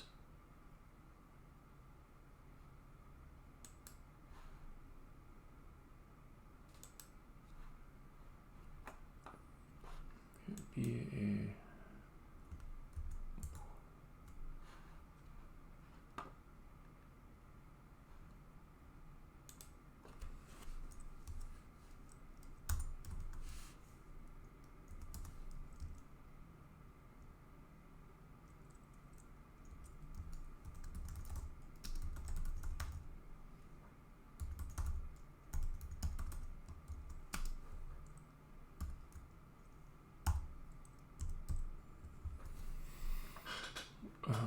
dark orange. Okay, let's do that.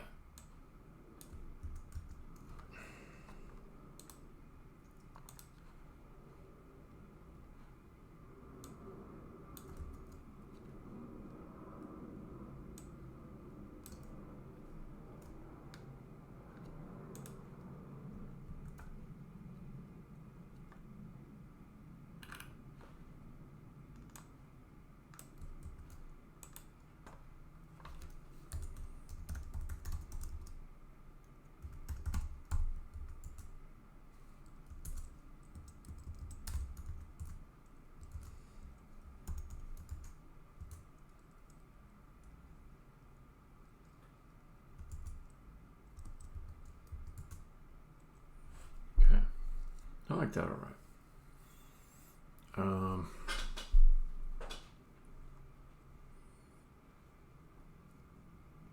There's an argument to just make it be the same size as these. Let's look at the header. Let's play with that just a little bit. So if we've got a header, do we want like some kind of bar across the top?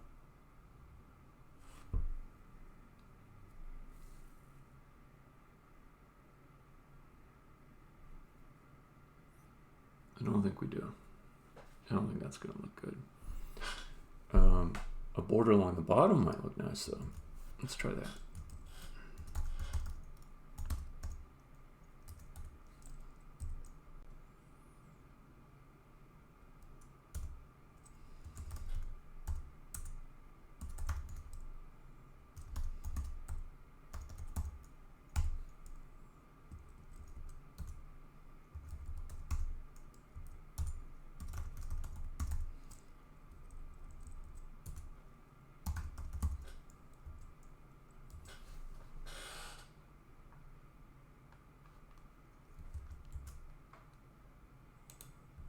Okay, what do we do? Silver for that, primary silver.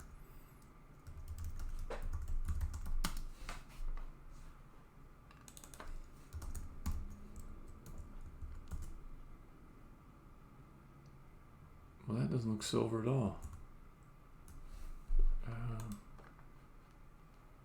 I don't think that's the right. Hell yeah. FFB4AB.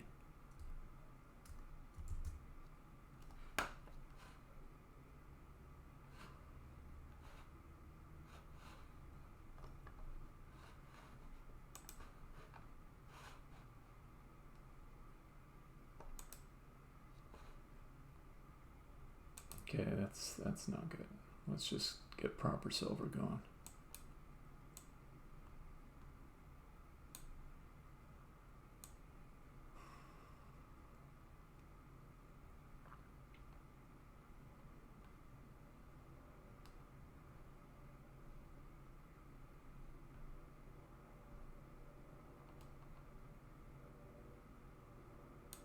Okay, copy that.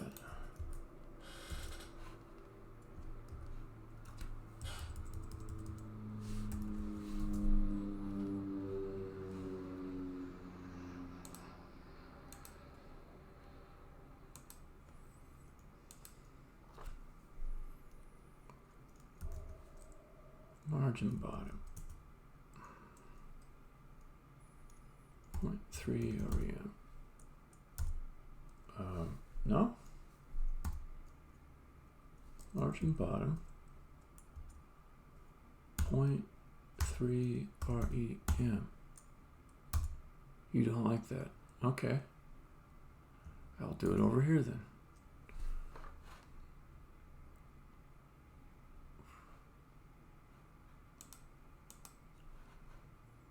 Okay, header, margin, bottom, 0.3 REM. Okay. There, okay. And that seems fine.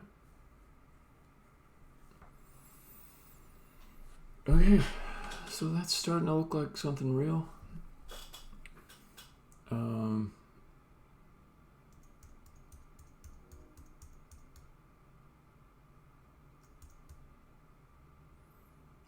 I might shrink in this outer margin a little bit, or padding, I should say. Let's play with it.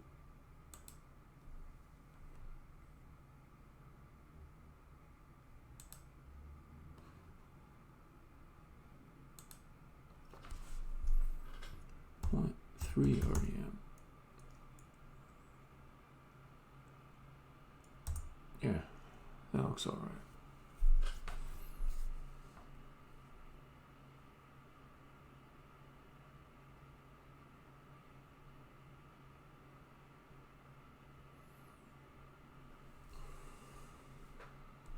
Okay. 0.3 REM.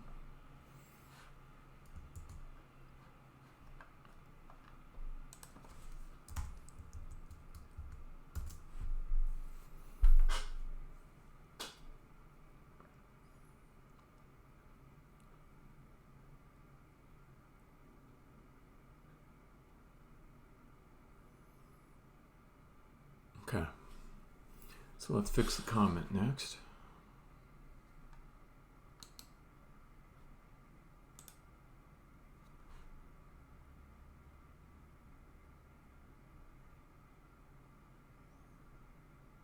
I'm going to put it inside of a footer div again.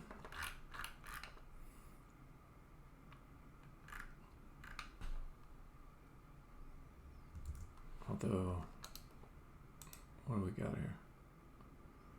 Easier is just to have the text alignment go off to the right. So if I do text align right, yeah, that's just simpler. Okay, font, style, italic, and padding. Not padding. margin, top, 0.3 rem. Yeah, that'll do it.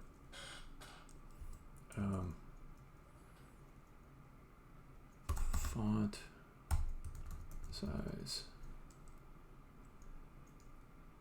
1 rem, could be smaller. 0.8 rem. Okay. And let's see the font color.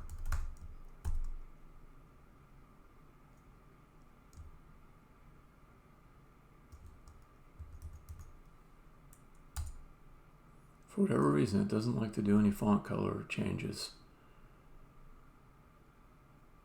live. Oh, wait a minute, color. Okay, so that's simple. I think I've got some stuff like that already.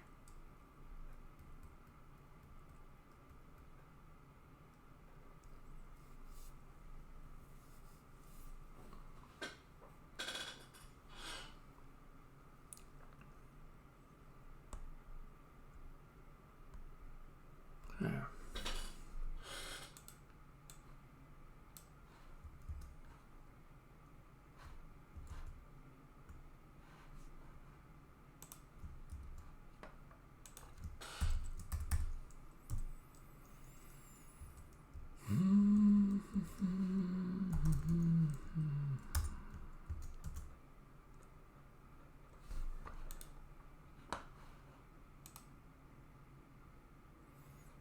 Lost my font.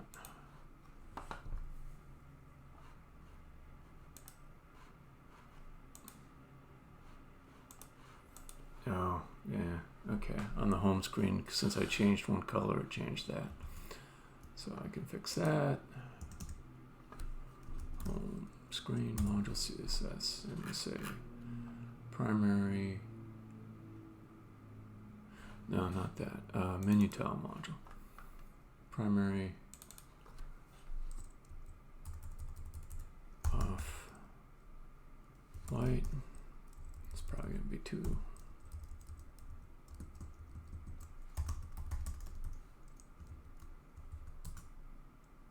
Cool. Go to faces. All right.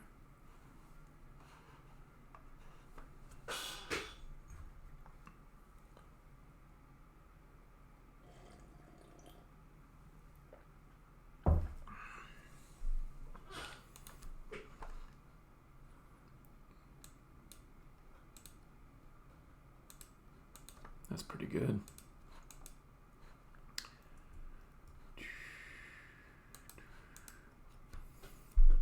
Now, someone that was kind of feisty could say, why don't you put alt values on the buttons so it's more accessible to people with vision problems? And I'm like, yeah, I'm all for that, except this is a visual authoring tool. They're not going to be in my set of users. They just won't be. It's like there is no Photoshop for blind people. Hold on. Photoshop for blind people.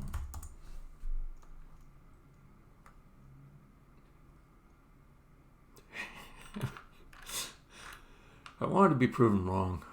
I would have been very impressed. Okay.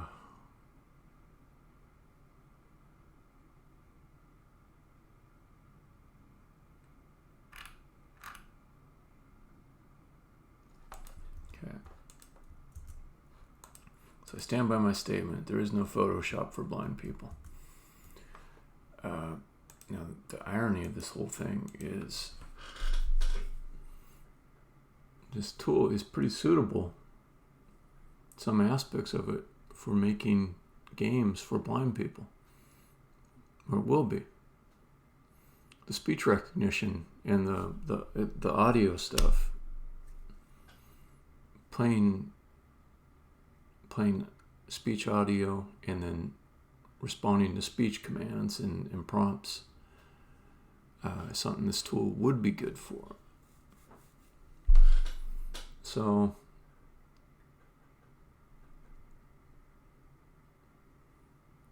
some of these tabs actually would benefit from accessibility. Yeah, okay. Let me think about this a little bit. So you could have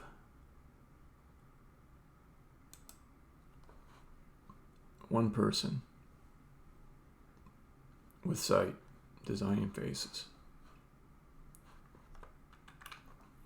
You have another person who's blind designing spiels and not needing to know about the faces. The person who's blind could also be going into the speech area here and doing a lot there.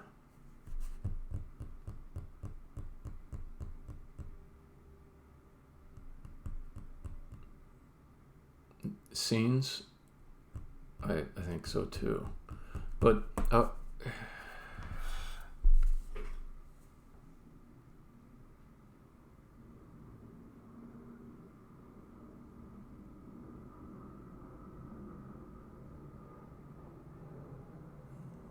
maybe like all my divs and everything are gonna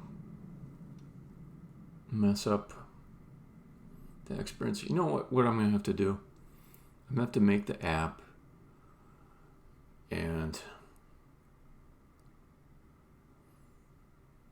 retroactively think about blind people using it.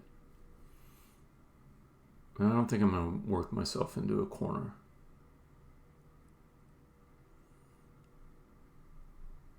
Yeah, I can't make something out of the gate for every single person that might use it, or I'll just be paralyzed. I have to move forward. But I do see some potential in the future for this tool to be very good at creating games that blind people can participate in.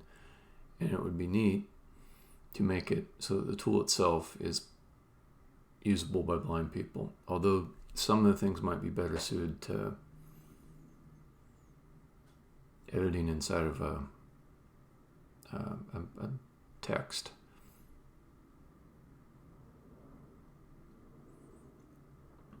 I have no idea how blind people edit text, though. I'm sure they do. It's just I have no idea what the interface is like for them. So if all of the files that could create the experience are just editable in regular text editors,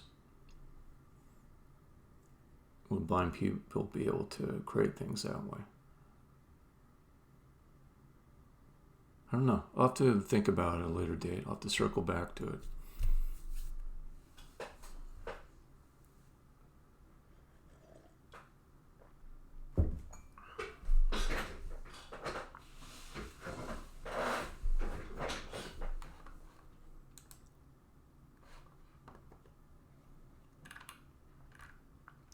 All right. So I had this called viewing options. Do I really like it better with it being called view?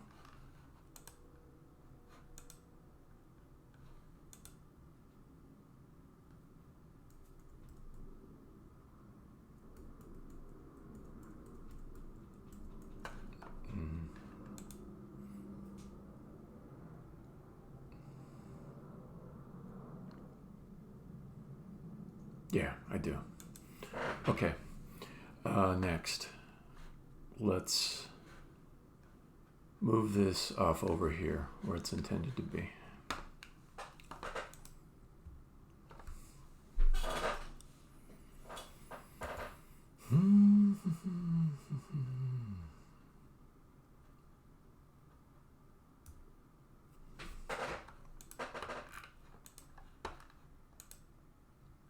So go to, where is it? Face builder screen, okay. We've got styles container, which should be flex. Styles view pane. Okay, So if I come back to face builder module,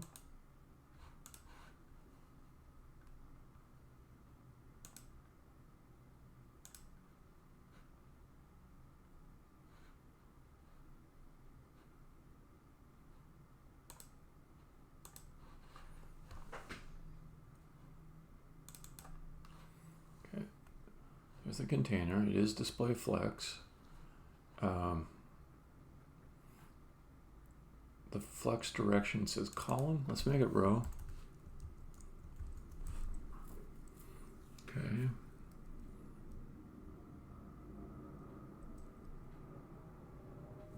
That should mess things up pretty good. Okay, got the face off to the right. I want it to the left.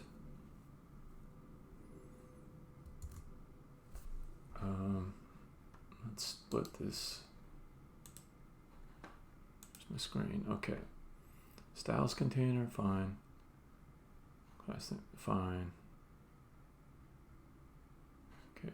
View pane.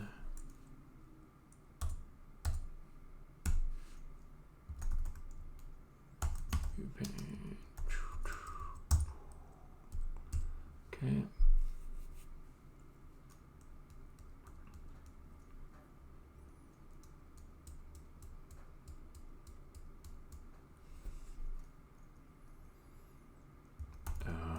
Flex,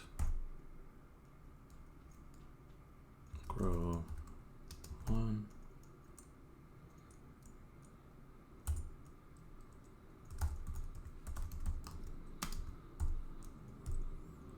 Okay, and then I'll make another inner content pane here.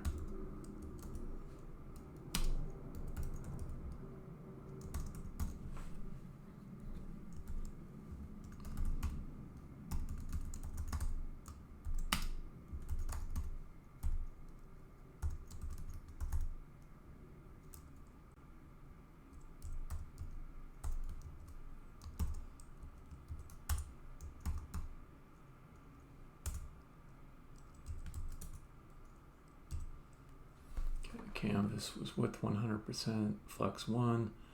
Let's do something kind of like that. I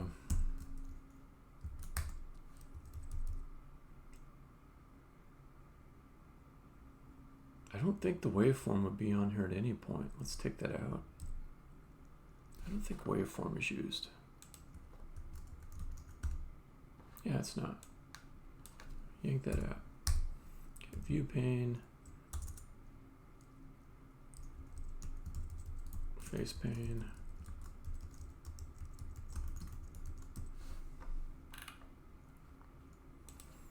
I could do height 100% on this guy. Could also do height 100% on this guy. See what that does. Nothing very good.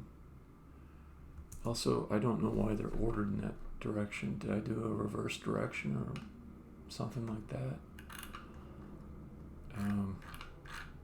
Because I would have thought that this would get laid out to the left and this would be to the right.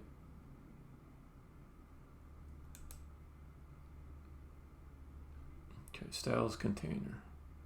Height 100%, that's right. Why is this to the right? Why isn't the height going down more? Okay.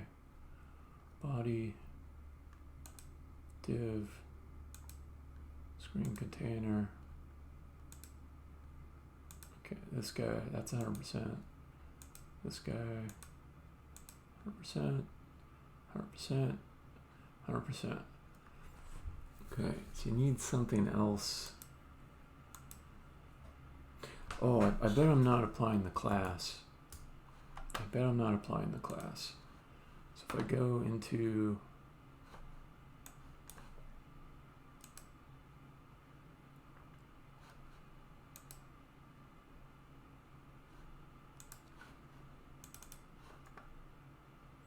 no, I'm wrong. Because there's class name pulled in right there. So this should be 100%.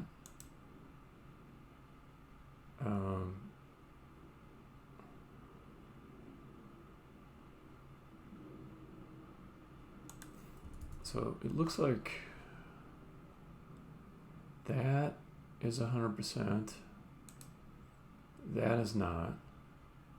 So maybe inner content panel button module CSS. The container. No, that's for the button.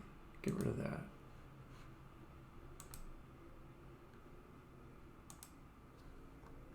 Height 100%. Okay.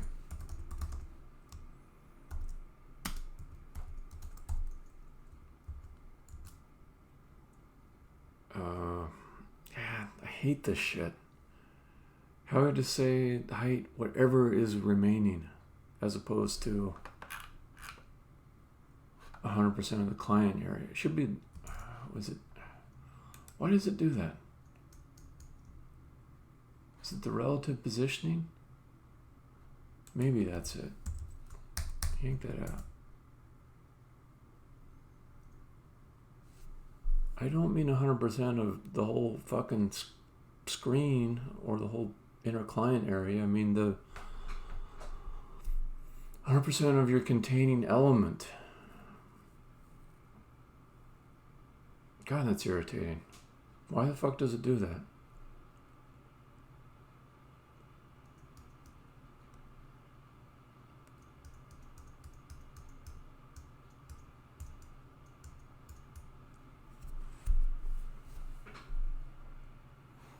Also, I lost my canvas in all this.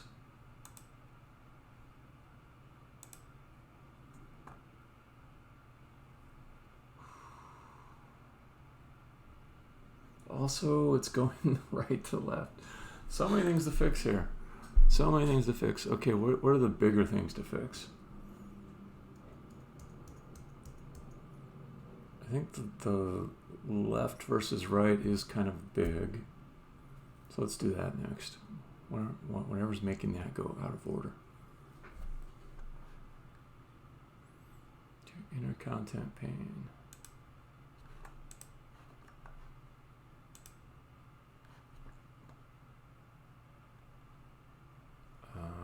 Let's.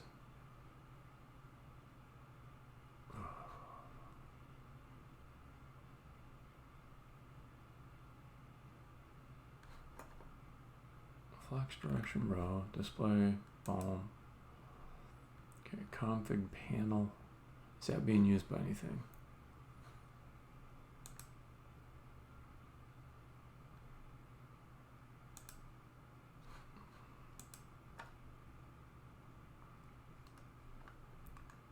Config panel. Don't see it. So let's delete it. Keep it simple. Okay.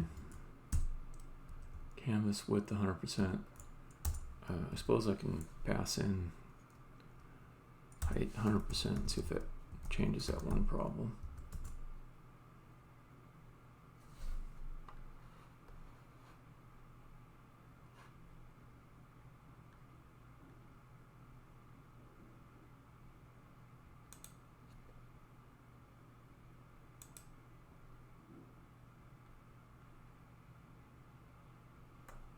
Yeah, there's a canvas. Okay. So I don't know why, but it just isn't. Okay, that was the font. Okay, then that gets that guy back. That part's cool. There is a minimum width I need on this. I don't know why it's... Okay.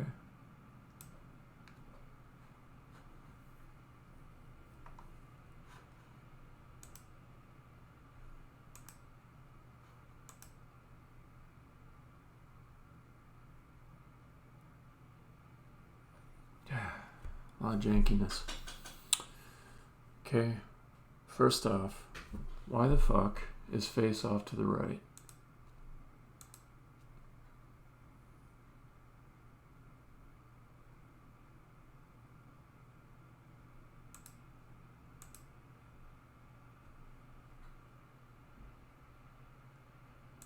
Oh, well here it's...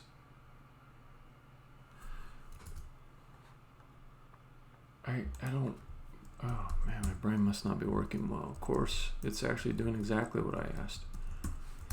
Okay, let's try that.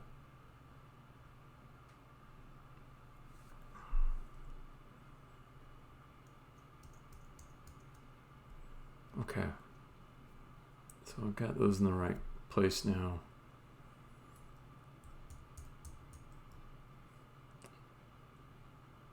This whole issue with the height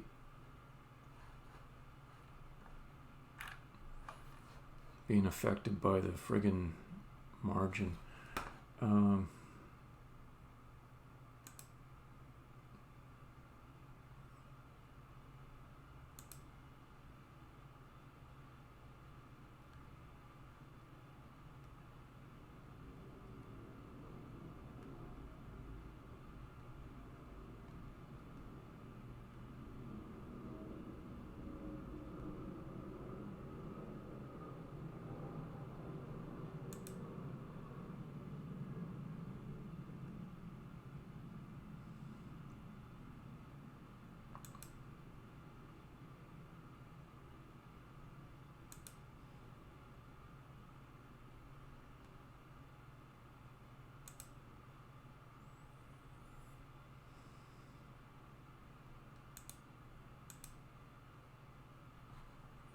If I get rid of the margin.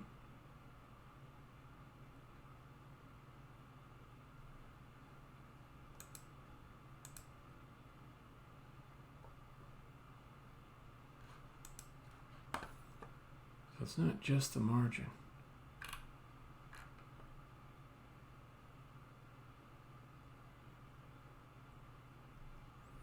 Just why are you going way the fuck down there?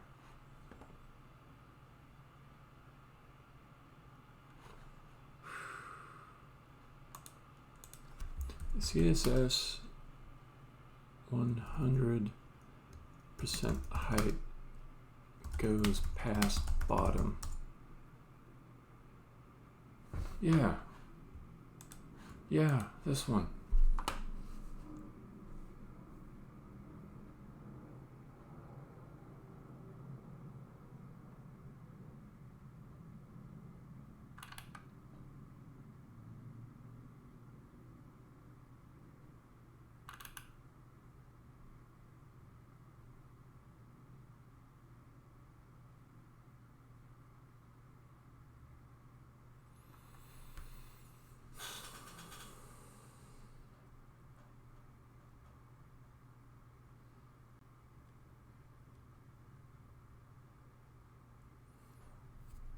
So height's a part that goes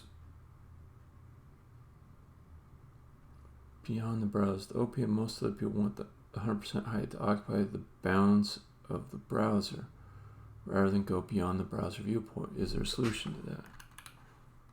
Thank you.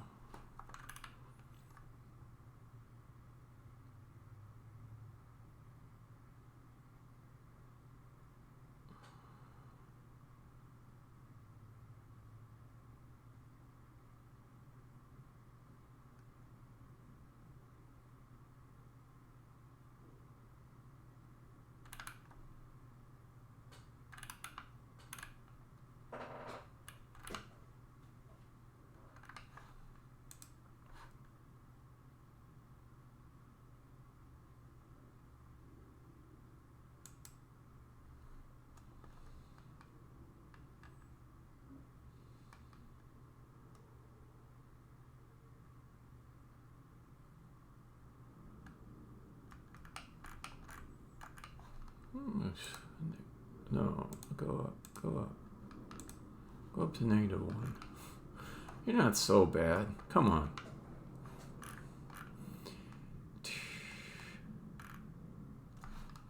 What did I get credit for? Yeah.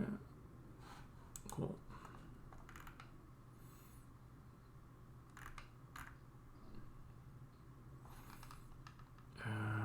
This isn't exactly 100% expands to fit content.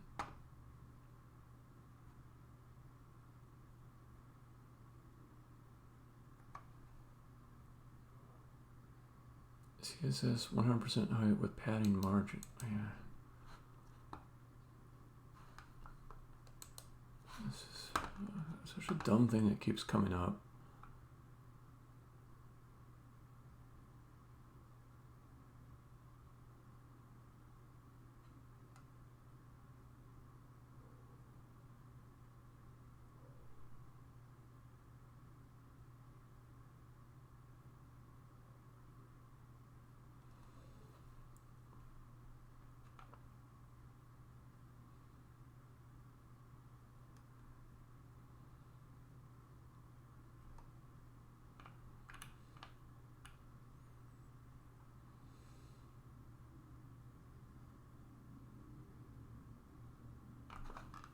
Good question. Good, well asked question.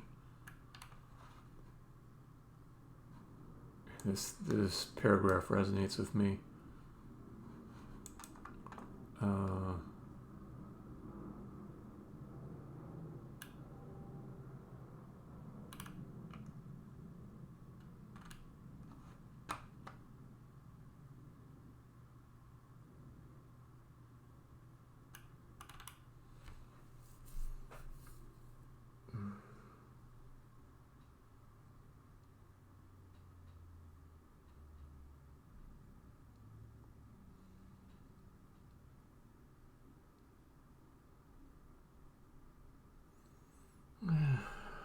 I mean, thanks, but God, I hate this stuff.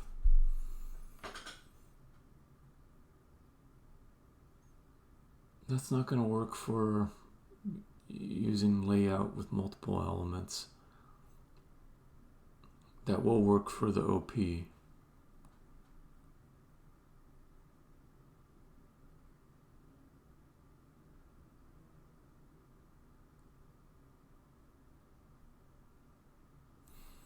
This is like it's just pinning everything to the margins.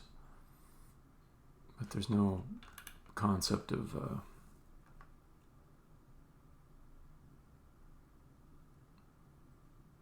ooh.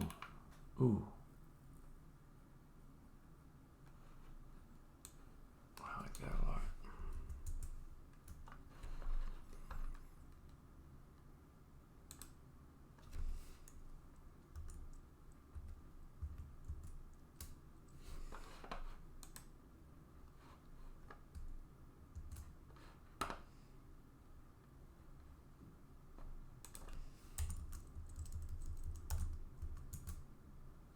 Do anything at all? Yeah, well, shame on me for expecting a magical fix. Alright, so what if I said padding bottom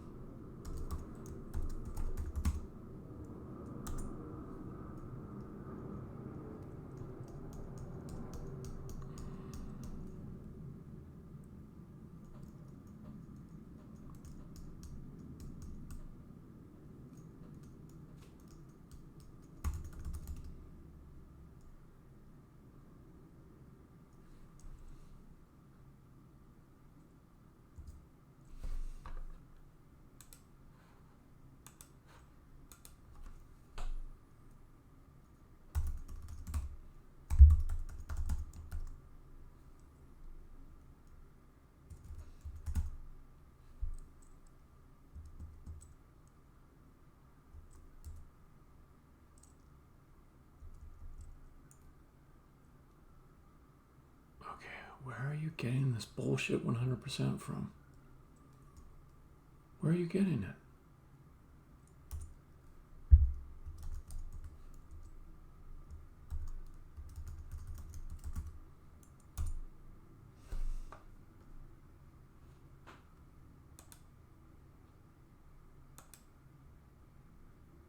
Oh, already did that. Okay. Well, this. Do box sizing in that one too.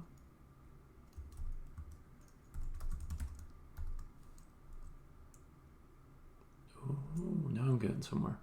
What if I just set this at the top level? Just have everyone use this box sizing border box, because it seems like I'm always going to want that. Then I won't have to add it to every damn thing.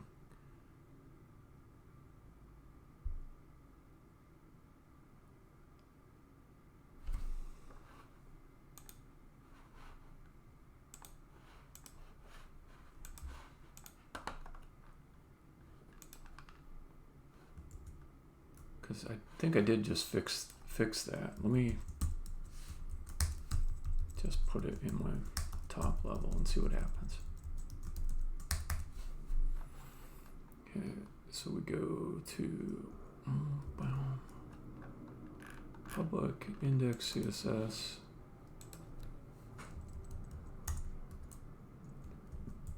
And see what breaks.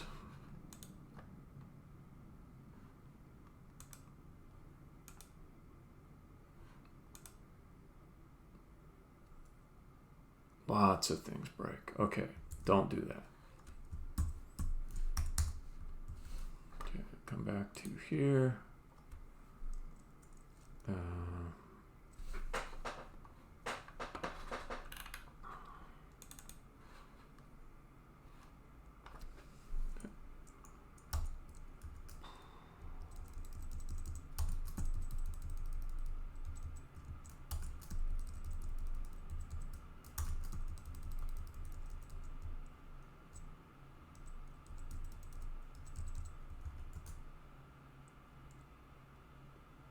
Okay, that's pretty close.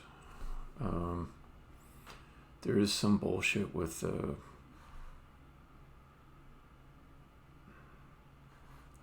Okay. Maybe this container up there also wants the box sizing. So let's see. Screen.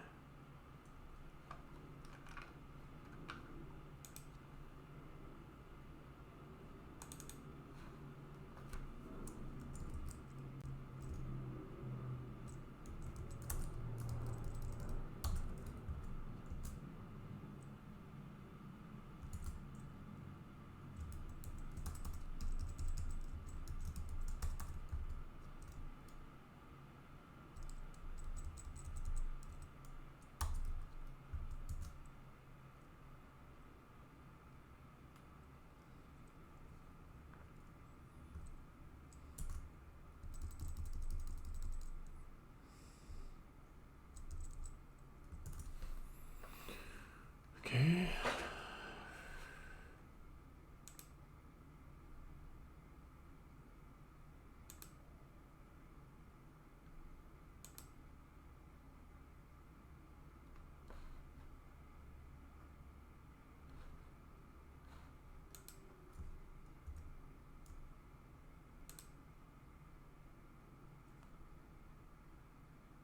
Okay, where is the margin coming from?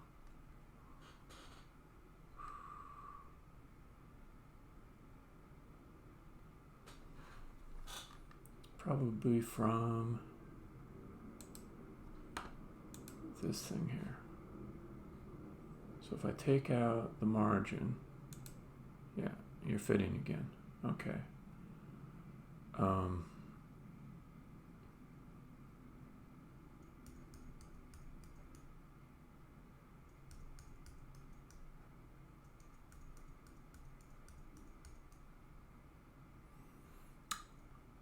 I could probably use flex to bring the margin back in and then be back in business. For that,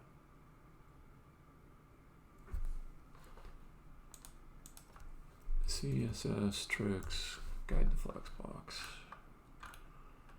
One of my favorite pages in the whole world. Box wrap, where's the gap? Where's the gap? Just okay,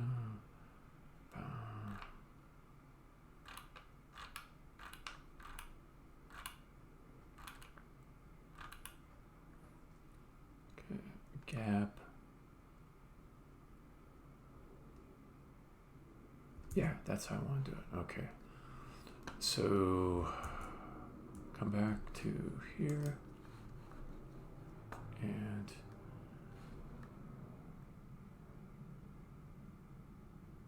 what is this? Okay, parent here. View pane. Flex grow, flex shrink. You say gap.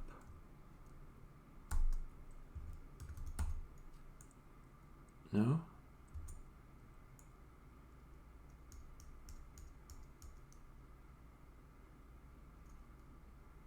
we need a display flex. Yeah, that's not correct. But at least it paid attention to what I was saying. Okay.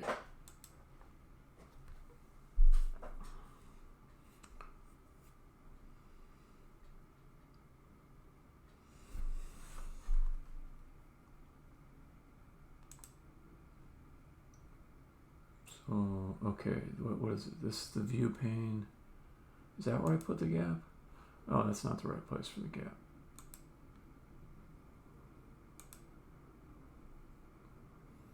Okay, so here the face builder compare. Okay, display flex, gap, 1 REM. Okay, so that would get in between. To get it around the outside though.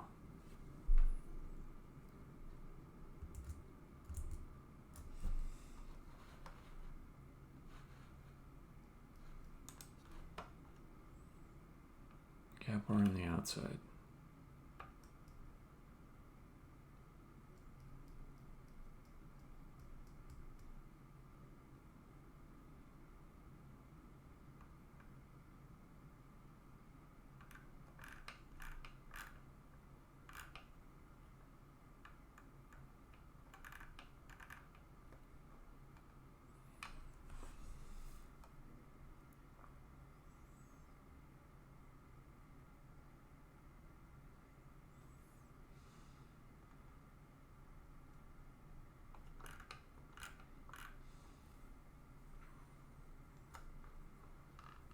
Center space around.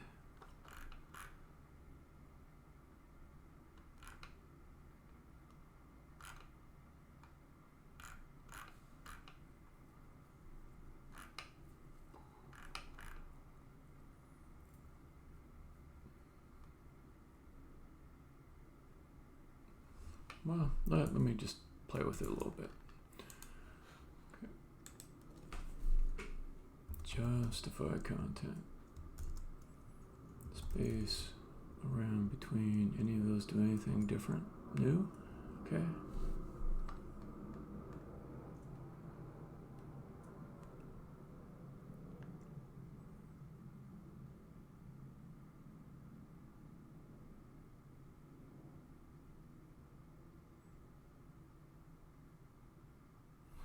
Okay, so I removed the margin from that guy. What if I took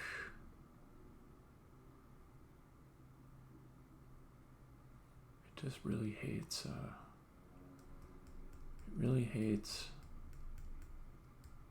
margins as far as figuring out the height.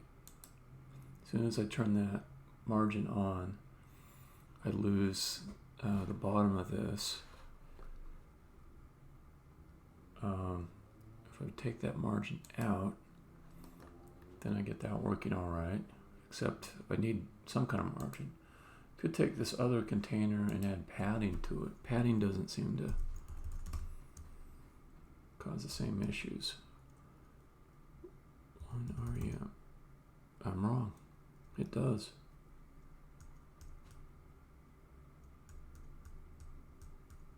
Oh, this is so stupid.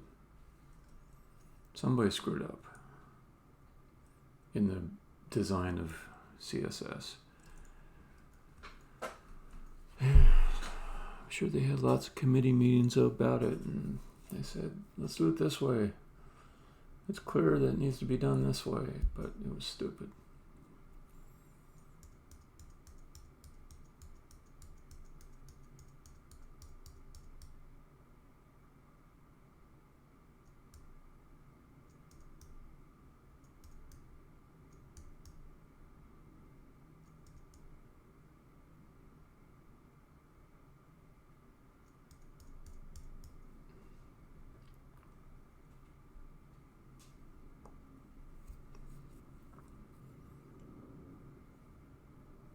I could create like a hack, like a little extra div on the bottom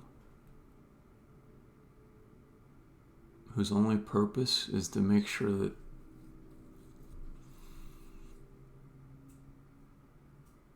all the other heights are adjusted.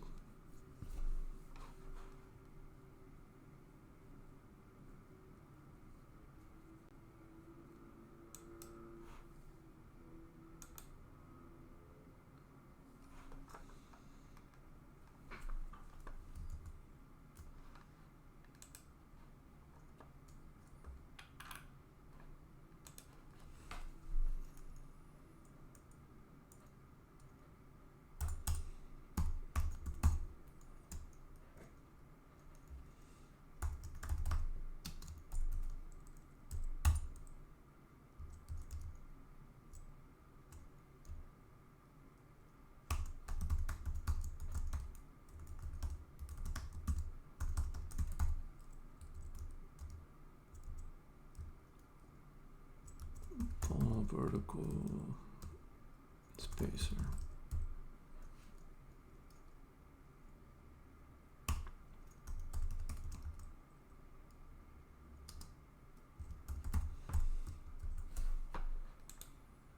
Okay, we'll see if this works.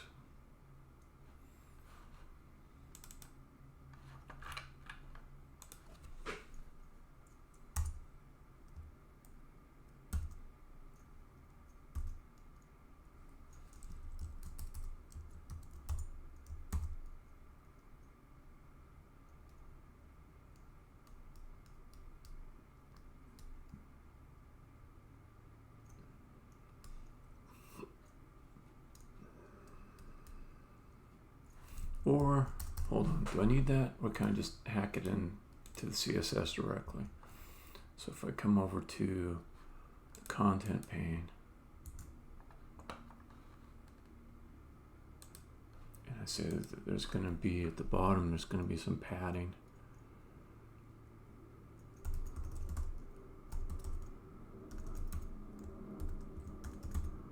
Yeah, that's another way to do it.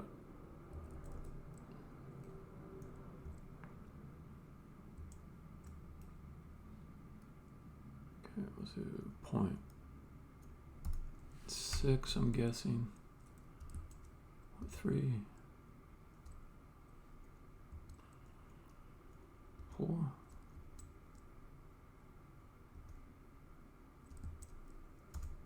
Okay. That kind of looks right. I think that will solve it.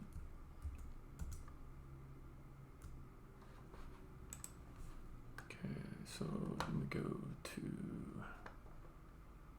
screen container module. Don't need this. Content pane.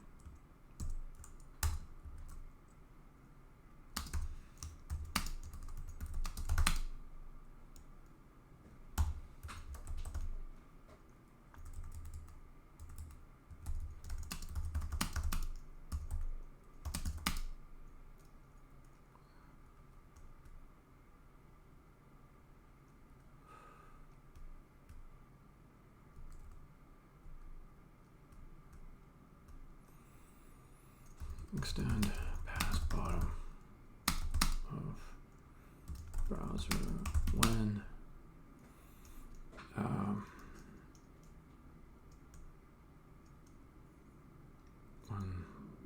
margin padding used on child elements. Okay. I hate shit like this, I really do. Okay, next thing. What a pain in the ass this whole canvas resizing is. I imagine that if I just, oh yeah, then it updates. Is it like I need an extra check on the canvas to see if the width and height changed?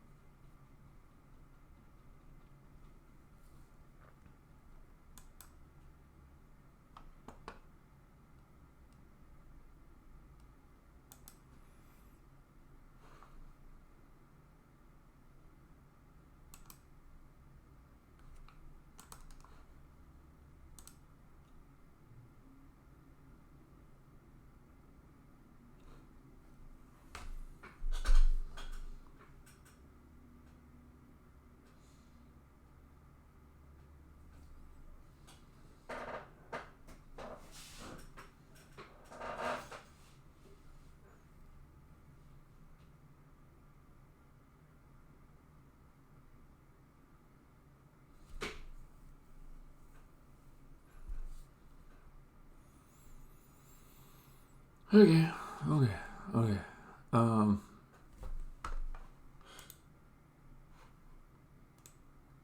Yeah, even if I roll in, it'll pick it up.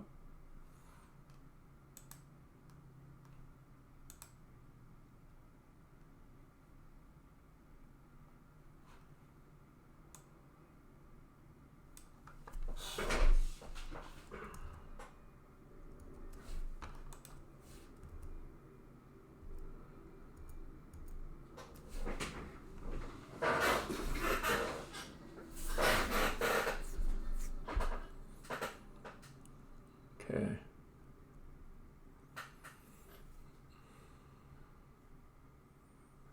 Deciding what to do next.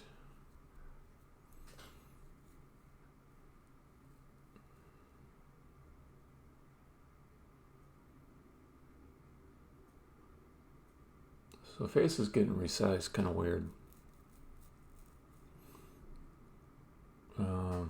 I could fix that.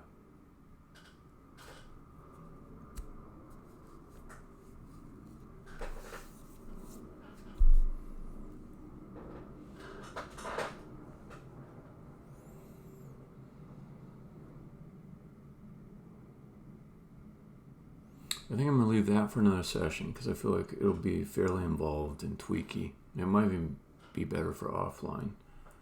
So I'll probably swear and try lots of things and fiddle and yeah. I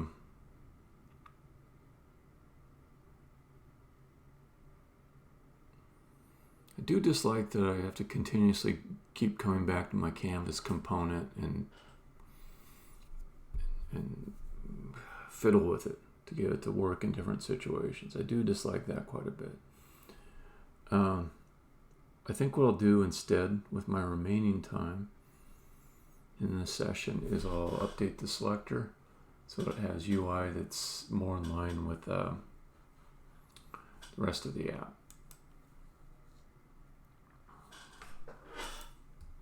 And that shouldn't be hard at all.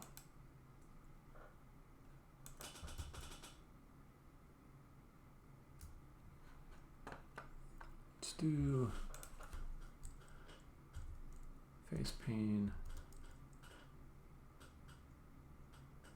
2. Let's try that. Let's see what that does. No, not that 1. View pane 2. Do I need the view pane to shrink? No, I don't.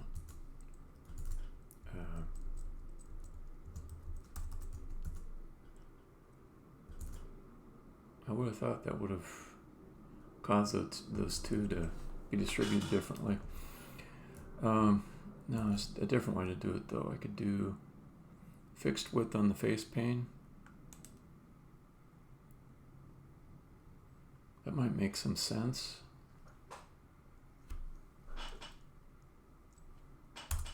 Width 25%. Let me try that. Okay, that's a little nicer actually.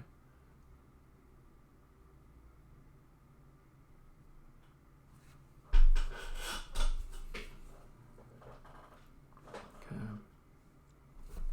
I do feel like this should be down at the bottom. Let's take a look at that.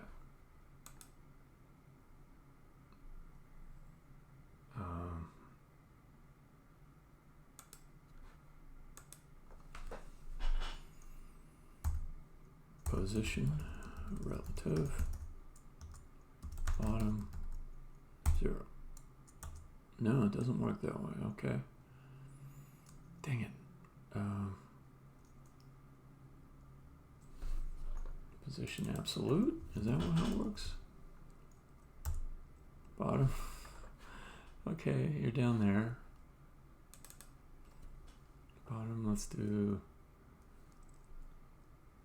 That's not how I want to do it. That's really not how I want to do it. So let's get rid of the position absolute.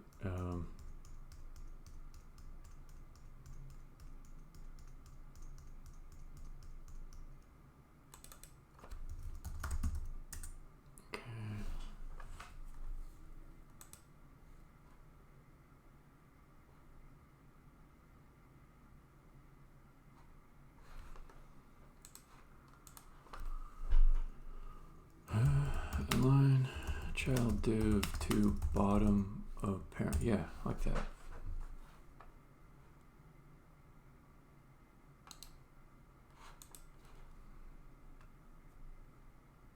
That's kind of what I said. It might be because it's a span. Did I do a span? Is that what's going on?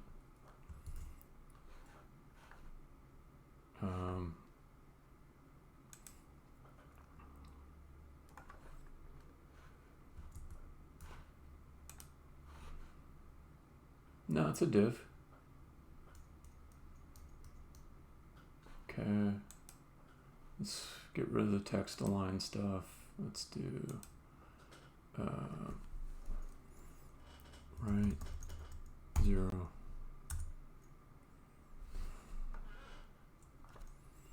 Width 10.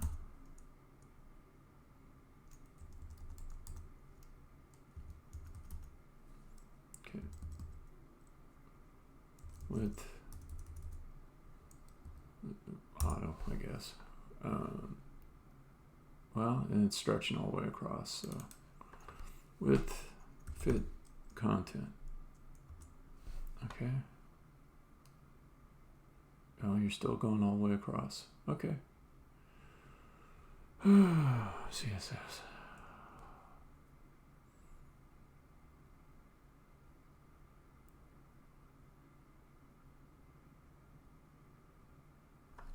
Right.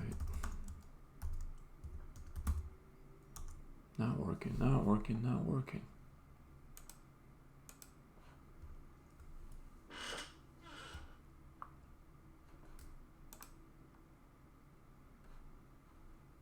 Then text align no longer works. Okay.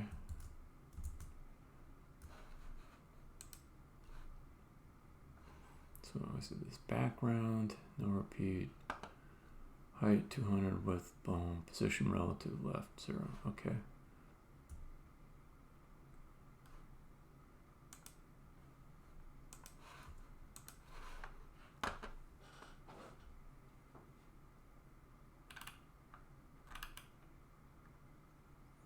So the parent has to be positioned relative. I hate that shit.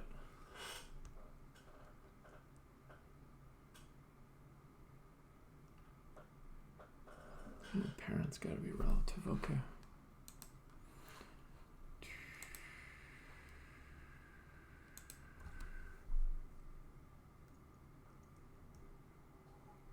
Position relative. What breaks? We'll see. Okay, so the parent is now relative. The footer.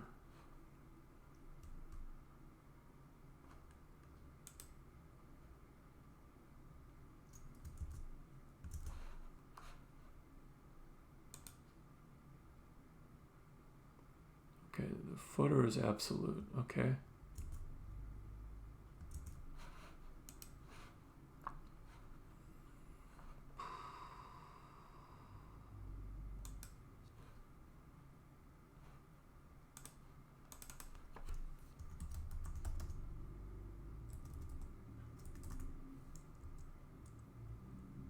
Okay, the dude's right. Yeah, that works.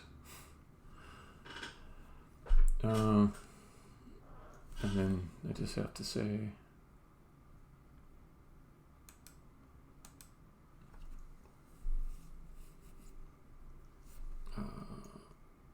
margin right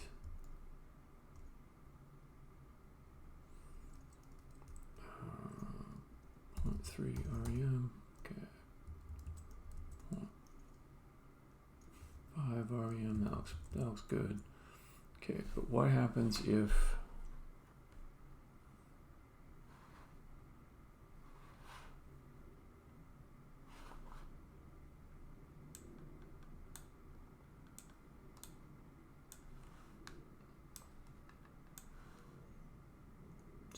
still working all right, but if we come all the way up, okay.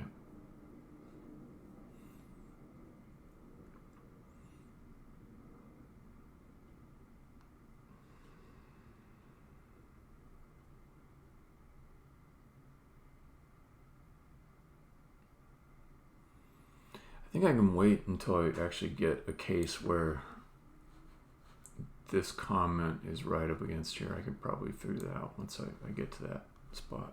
So let's take this little bit here and make it official. I'll move it over into my CSS. Inner content paint.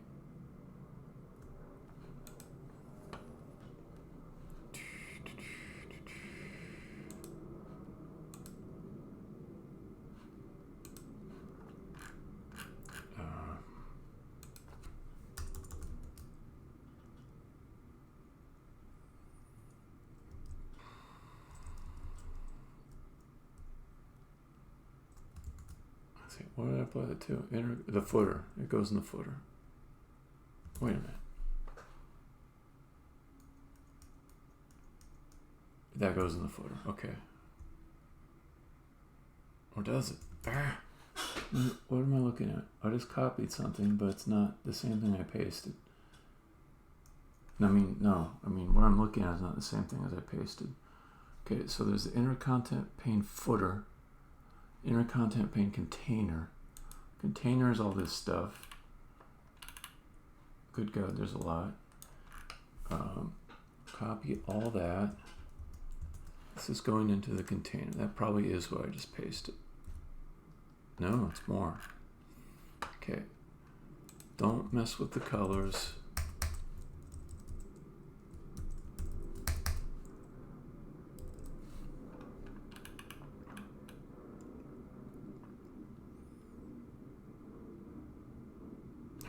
Place, inner content pane module. Things are in a different order. That's why it looks different. Okay. So just one at a time. I'll move this stuff up just to make sure I don't break anything. Padding point. Yeah, it's the same. Just margin 0.2, height 100%. That's the same. Just delete that.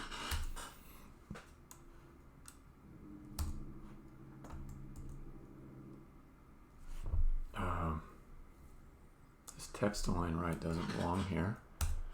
That'll go in the footer. Same for this. Weird. Why all this stuff? Why all that stuff? God, I hate CSS. It's all fun and games until you're actually trying to get something to work. I don't trust any of this stuff. Okay, let's yank this back out. Okay, key things are the container needs to be relative. Okay, now for the footer.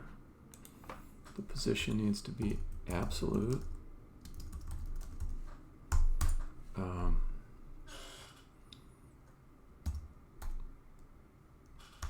Bottom 0, right 0. Okay, and then let's just see where that leaves me.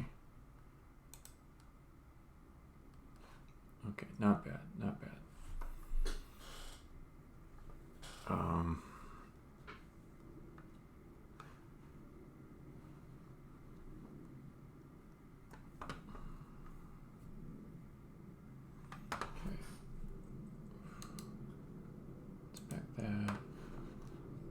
Some margins on that again. Margin right 0.5 RPM. Margin bottom 0.2 RPM. Okay, that should do it. Okay, bring those back over.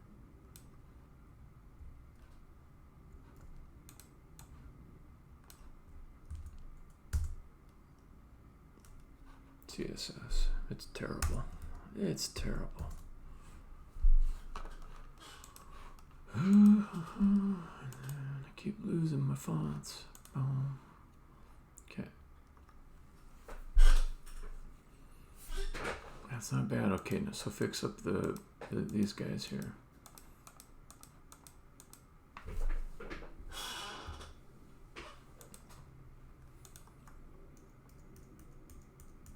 So for the selector, why don't I just be a little bit neutral and just change the colors and the font size, and just the rest I can just leave as is. I don't have to be tricky about it.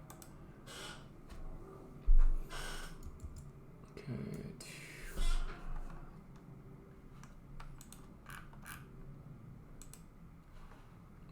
So go back down to the UI section. And there's a selector and a selector module. I can import some colors.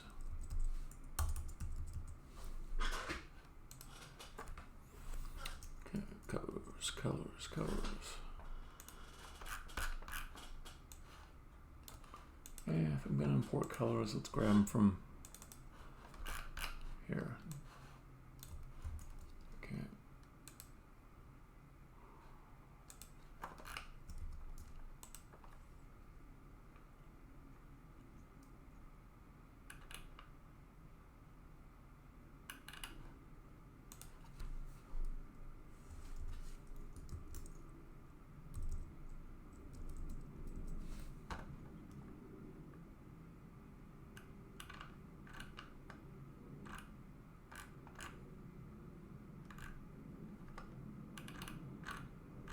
You don't know about all this. Probably better served to let it wrap. Let's see, was that? Yeah, okay.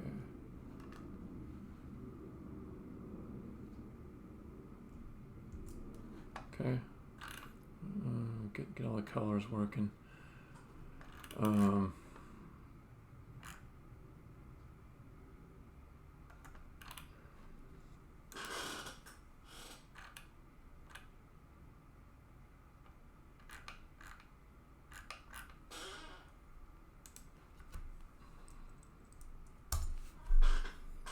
Background color is going to be button.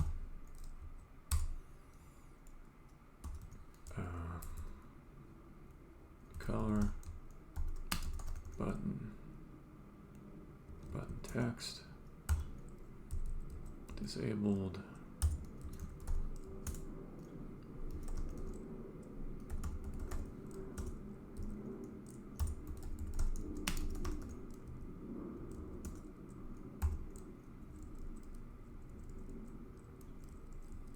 and is there one for active?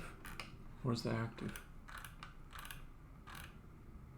Selected. Okay. And this one will be button,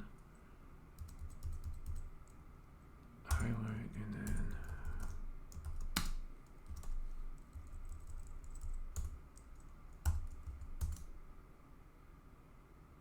then doesn't seem quite right. On the way to getting there, but I want to be consistent with these all being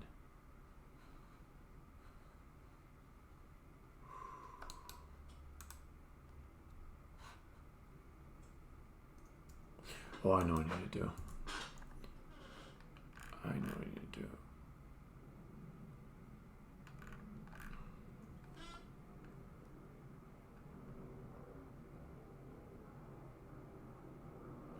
Just take out the media queries.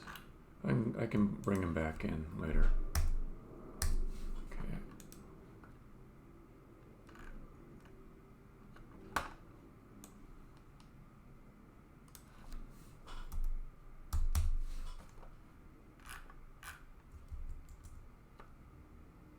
Okay, but still I'm wondering, why are you not getting a color?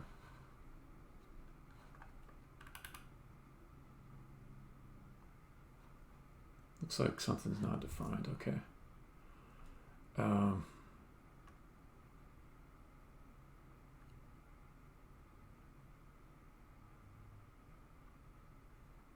Background color button. It doesn't like that. And that's probably because I'm like using this definition here. Let's see.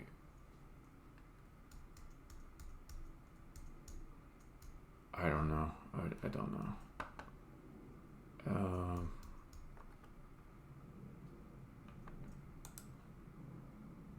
What's the issue there? Let's do red, just to make sure it works. Doesn't work. Okay. Restart.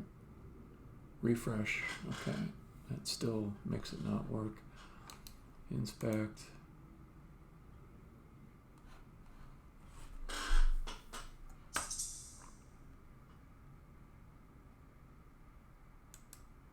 So it's just getting everything from the style sheet.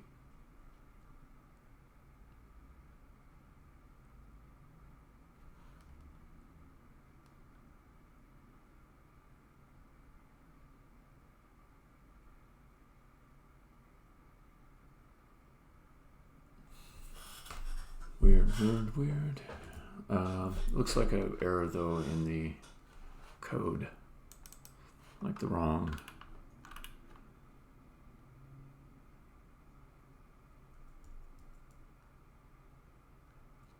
Okay, so we say that if it's selected, we'll give it styles selected. Otherwise, we give it styles disabled or enabled. Enabled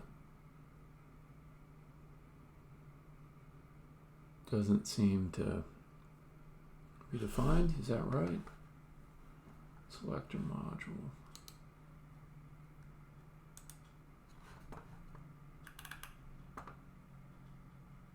No, it's there. But you do have to apply the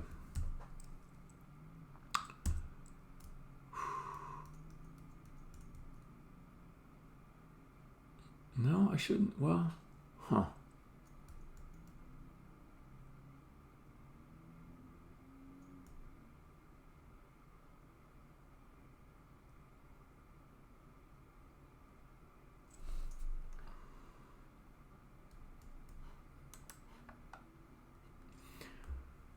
I think I want to use styles like I did in my other button classes. Anyway, so maybe let's redo this a bit.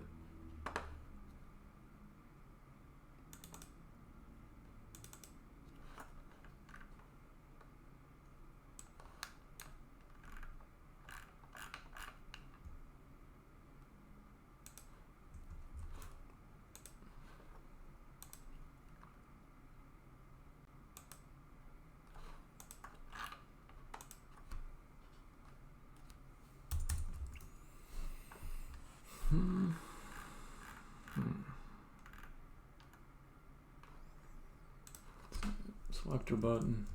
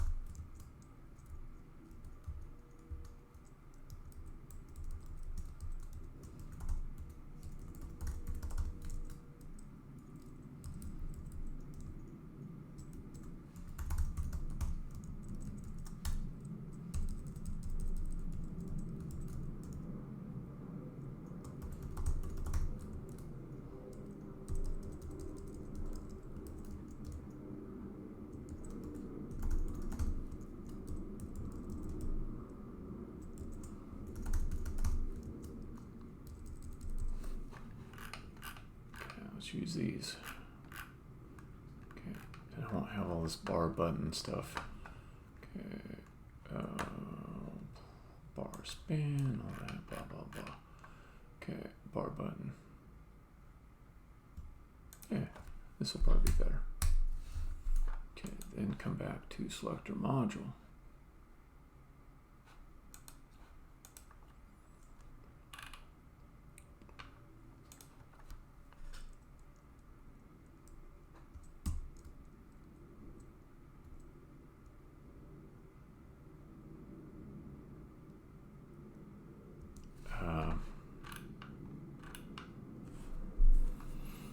instead of concatenating a bunch of class names together, I just use this composes thing. Okay, so selector button.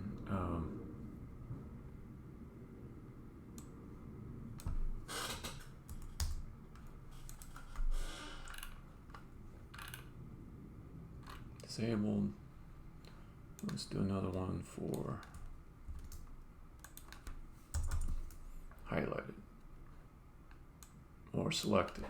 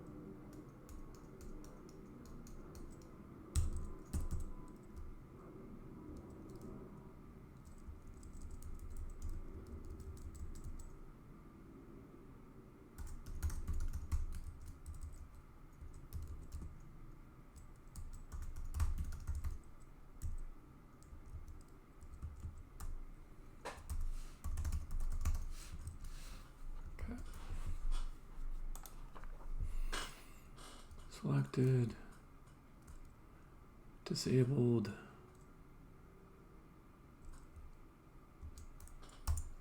const, and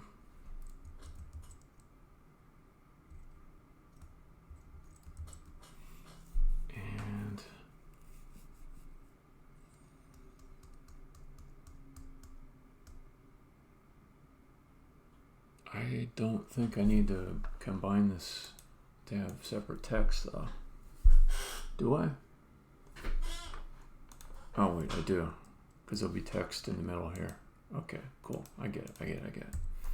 Okay, const button class equals disabled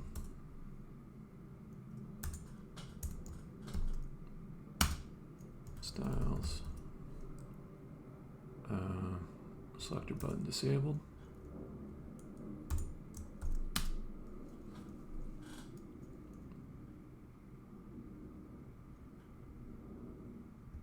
Selected.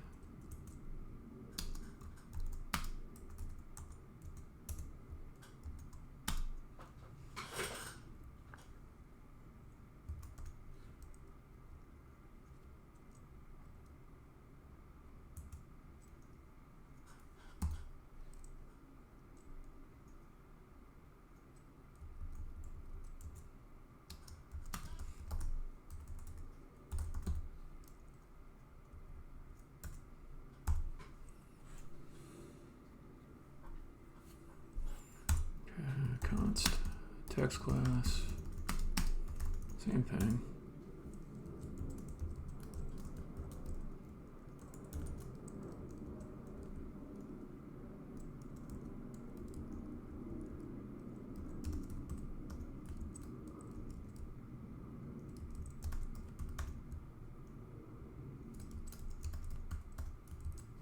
Okay, then I can just get rid of that.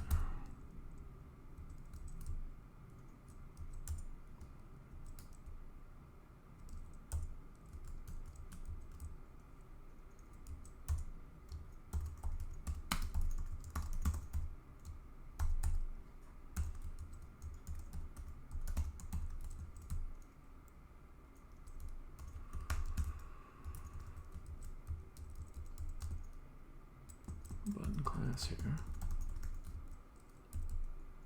Okay. Ah! Man, my wife, she always surprises me. She just sent me a text, said she's about ready to take off, and I want to say goodbye to her. So I think I'm going to wrap up the stream pretty quick here.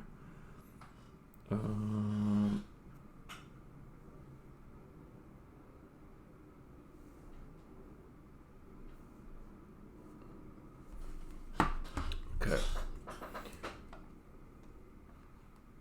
Not bad.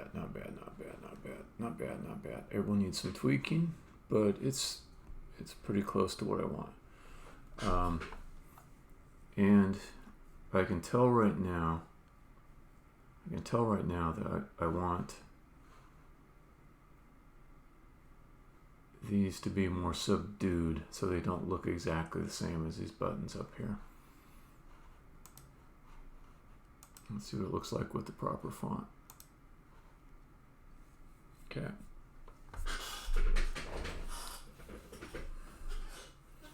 So, yeah. All right. Let's stop the stream right here. And I'll probably continue working after this, but I will say goodbye to my wife. She pushed someone. All right, stopping the stream.